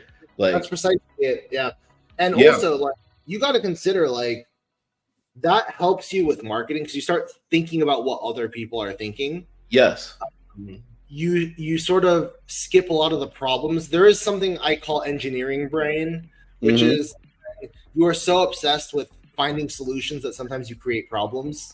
yeah, And like, I don't know. The other thing is, like, there is so much value to being able to advocate for yourself, and Yeah. more value than being able to make something, if we're being completely honest, in terms of like money. Like, Elon Musk has never really made something, right, but he certainly has advocated for things and made them popular, and been a conduit for that, and that's made him as rich as he is, right? Like, right, that's an immensely valuable skill no matter what. Like, some people are like, I just want to make shit, and I'm like, okay, but you're gonna have to, like, if you want to keep making shit, you're gonna have to make money, and if you want to make money, you have to sell it, and if you want to sell it, then you're gonna have to communicate why it's valuable. exactly, So, exactly. no matter what, you're stuck here. Like, there's no escaping this. Like, unfortunately, when you're tinkering in your garage or your workshop, people don't come find you and be like, there's no talent scouts for engineering like there is Yeah. for singing. You can sing in a tunnel and someone might discover you, but even then, you want to make yourself more discoverable and Right. learn how to use social media, for example. So no matter what, you'll always benefit from knowing how to navigate these platforms. Like, Yeah, 100%, right? And that's the truth of it, right? Like, I saw it with my friends who graduated with me, right? There were some students who were just like what you're saying. I just want to sketch. I just want to draw. I just want to, like, come up with cool concepts. And they were some of the best designers that I know, but their career paths have been stalled because they didn't want to engage in the communication side. And there are plenty of my friends who were much better at the communication side, could advocate for themselves, right? And for their designs. And they've had cars go to production, and they've moved up the ladder because of that. So just being good at what you do is one. It's like what we were talking about earlier with, like, the packaging, right? If you have an excellent product, you have nice packaging, and you can put it out there, get it into the right hands, you've won the game. Like, it's not a crazy formula, right? But if you're missing one of these three, it's going to end up hurting you. Yeah, for sure. Like, Also, man, like, people are always trying to screw you over. Like, you got to be able to defend yourself. yeah, 100%. 100%. How many stories do you hear about people inventing stuff and getting their inventions stolen and not being able to do anything about it? It's like, it's a tale as old as time. So It's kind of what happened with Tesla that nobody wants to talk about, but Everyone's talking about it. No, like, a lot of people don't know that. Like, Elon Musk was an investor in Tesla. Now, granted, he had much better vision than. Oh, Tesla, the company. My bad. Oh, yeah. No, Nikola Tesla for sure. But that's kind of the irony of it, right? Like, Elon Musk was an investor in Tesla, and they did their initial concept as being like the electrical powertrain, and they put it within a Lotus chassis with a new, like, body style. Elon saw the potential, and he used his 50% like investor status basically to take the company away from the founders. And he took it and made it his own Now, granted, he had the vision to see where it could go and made it into the company it is today. Without him, that never would have happened. But he basically stole the company away from the original founders. And like, he was supposed to give them like an OG Model S and stuff like that. That never happened. like, like a lot of people don't know that story about like the origins of Tesla, right? So yeah, there are people who are willing to like screw you over, take your innovation away from you and claim it as their own and just fucking run, you know? That said, without Elon Musk, we wouldn't have had a new American car brand in Tesla. Right. So it's a double-edged. Obviously, the ideal would be if people like, you know, the founders, right, Mhm. were well equipped to have like be able to develop a vision themselves, and Right. you know, people who originally create things could be rewarded for what they created, right? Yeah. That's the ideal world, right? Where people like Nikola Tesla actually learn how to fucking like, you know, be able to see this shit and like realize when they're being taken advantage of, right? Like, Yeah. we don't want to live in a world where we're just creating all these engineer brains and then like they're just always being taken advantage of by people who like can't make things themselves, but can see the potential in other people's work and then not give them credit. Yeah, 100%. 100%. You know? Dude, like that. So for me, like, I highly recommend to like all of my friends who have kids, you know, like consider putting them in debate as soon as you can, you know, like junior high, high school. And like the debate that I'm talking about is like crazy too. I don't know if you guys have ever seen it, but like, you remember the Micro Machines guy? Oh yeah. You learn how to speak like that. Oh, like when you mean when they're spreading? Like high speed. Fast. Like I super. don't actually like that, but that's a completely different topic. But like, so I did debate from high school and through college. Yeah. I think that the high speed talking has sort of corrupted debate a little bit because people became so obsessed with cramming more arguments into their time limit. Yeah, that's exactly the benefit. Yeah. Yeah, they started caring less about the actual direct confrontation of argument and proving that your argument's better, right? Instead of just overwhelming people with like the number of arguments, Yeah. I would prefer if they focus more on the quality of the arguments themselves. Oh, Because that's a fair point. when you're in a real life conversation or a real life argument, you can't just fucking speed talk at people. You can't be like, so what, Hinder? Imagine, right? Like it's not gonna work. So I had a tremendous benefit from being able to be confident about my arguments and that I was right in that situation. Yeah. A lot of people caved in that kind of situation when they're threatened with a lawsuit. But being able to be like, look, I'm ready to talk to you anytime publicly, whereas Hinder was not ready to talk publicly, right? Yeah.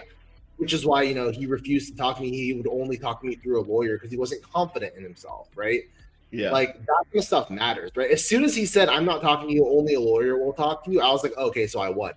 Right. Right. Like you're not confident in your own arguments, right? At this point, it doesn't even matter who's right or wrong. You have no confidence. I win, right? Like that's how it. So there is an element of like you really need to be able to do it yourself. You can't. Some people have this idea that I can just do my own thing and then hire someone to do it for me. Right. But you don't want to put your fate in someone else's hands. No, that's 100% true. And there's a limit. There's a limit to it. Like obviously, for some things, you're gonna have to rely on a lawyer. Like you can't learn all the law yourself and stuff. Yeah. But like whenever possible, you'd like to be able to handle shit yourself because no one cares more about your fate than yourself.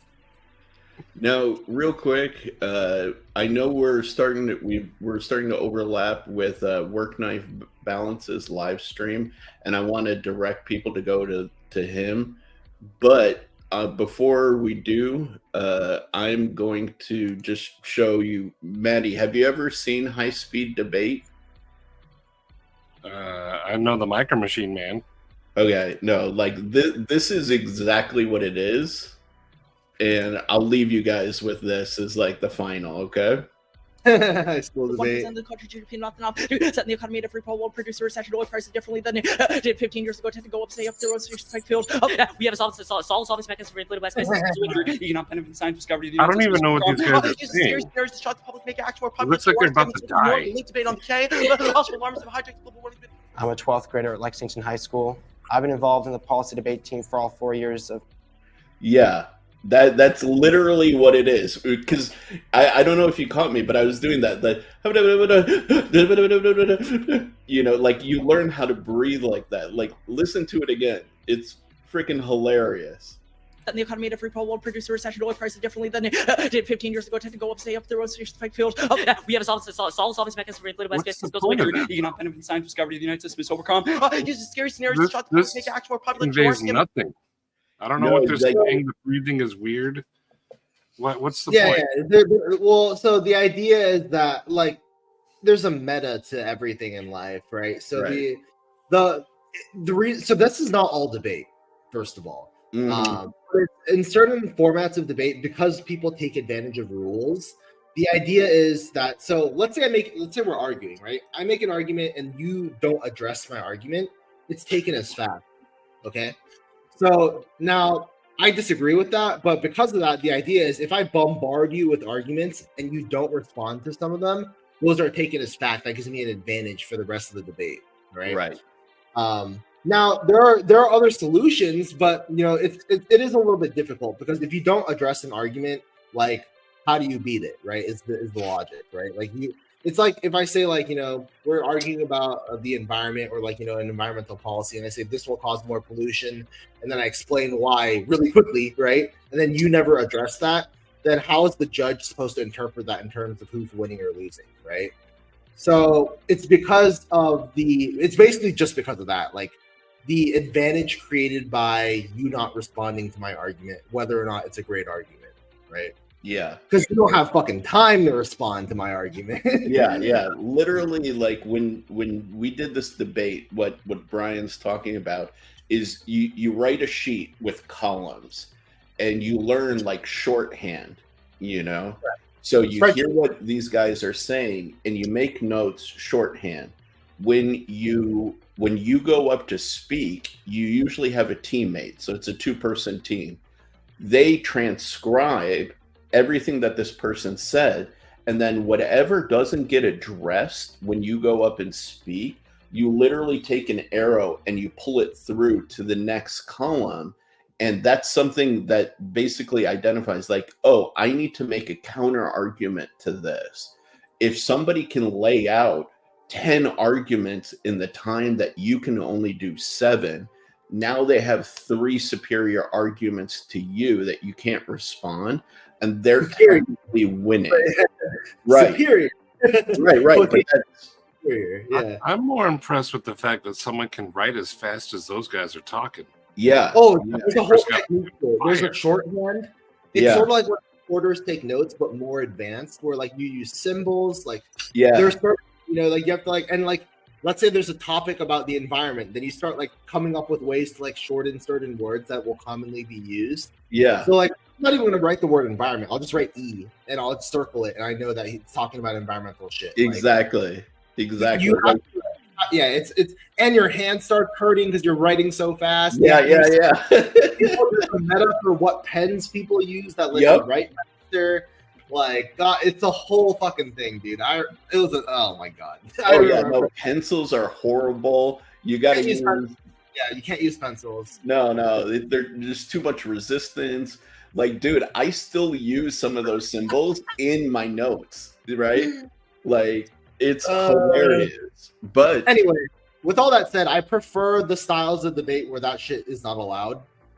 So, like in college, there's like British parliamentary where there's different. You get points for persuasion, and the idea is you're not going to be fucking persuaded by someone like yelling gibberish at you really fast, right? So that throws that out the window, right? I think persuasion is more important because at the end of the day, what you really have to realize is that every topic you have to argue both sides, so there isn't a right or wrong is the idea. So being persuasive is really the whole point, and having good logic. So whoever demonstrates better logic and persuasion is the one who should win the debate. But yeah, that was the whole thing in high school, whether it's policy debate or Lincoln Douglas debate. Like these are different names for different debate styles that emphasize different things. I think Jeffrey Dodson had it right. The best debate involves 2 flintlocks and 10 paces. I like the not oh I shouldn't spoil it, but like in John Wick, you know. Yeah. On that note, guys, please go tune into Work Knife Balance. The homie is live. I'm going to drop the link to his live stream right now. If you're not there already, make sure you hop in. You know, he is doing good things. You know, we need to make sure that he gets more viewers. Make sure you slam a like on this live and on his, you know. Thank you guys for coming. Thank you guys for chilling. Thank both of you, Brian and Maddie, for hopping in the live tonight. I love chatting with you guys. And everybody, have a wonderful night, okay? Take care of yourselves, and I'll see you guys soon. Hey, good night, everybody. Yes, good night. Peace.